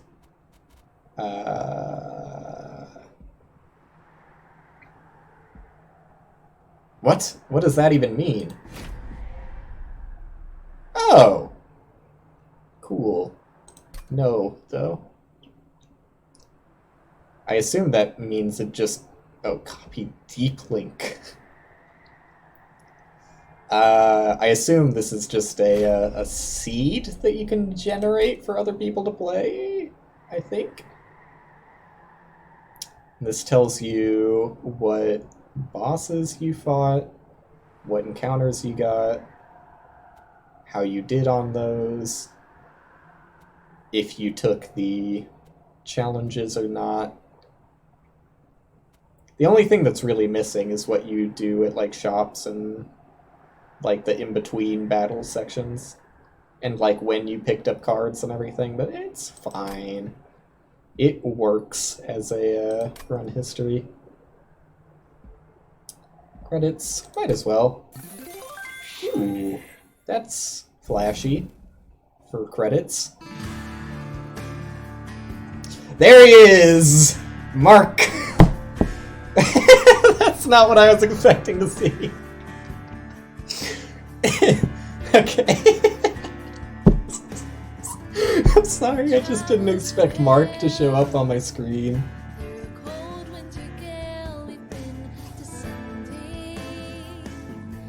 No offense, Mark, it's just funny.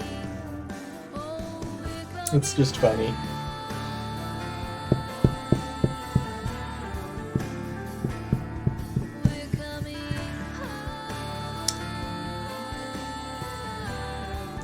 It's a bold decision, the people who chose to just take a picture of themselves instead of use art.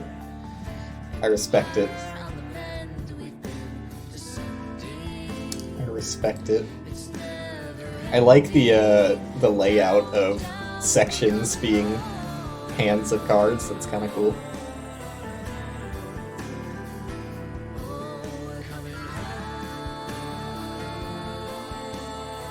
DB Cooper.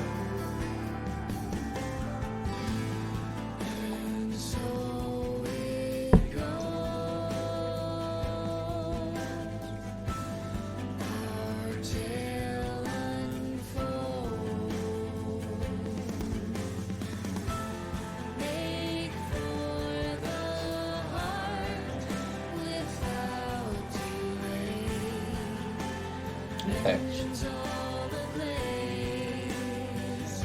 I like that guy. That guy is pretty cool.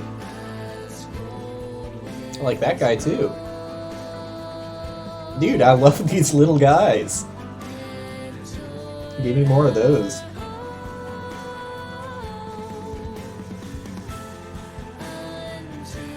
Yeah.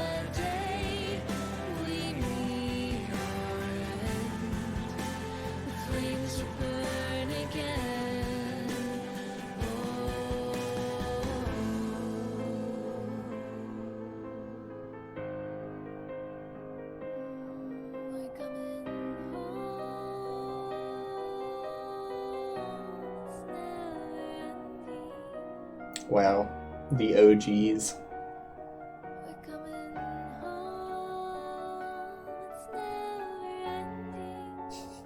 Putting your TTV. Looking at you, Mr. Whimsy.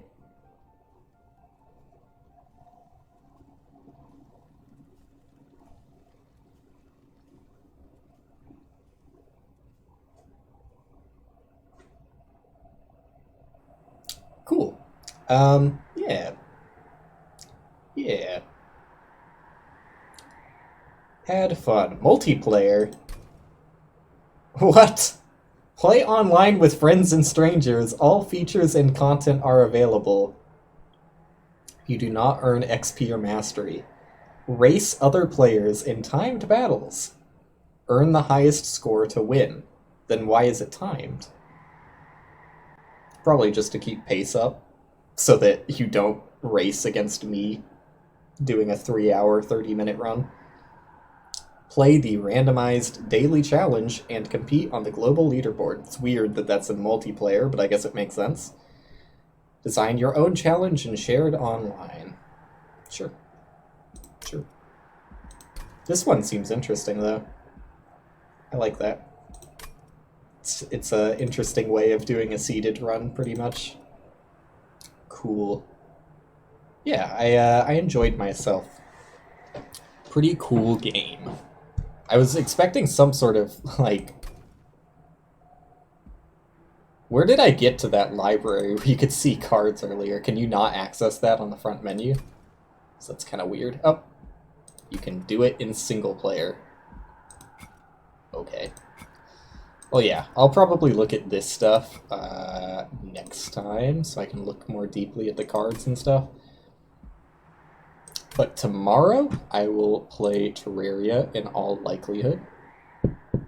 So, until then... God, why is my webcam so off-centered? Whatever. Until then, see ya!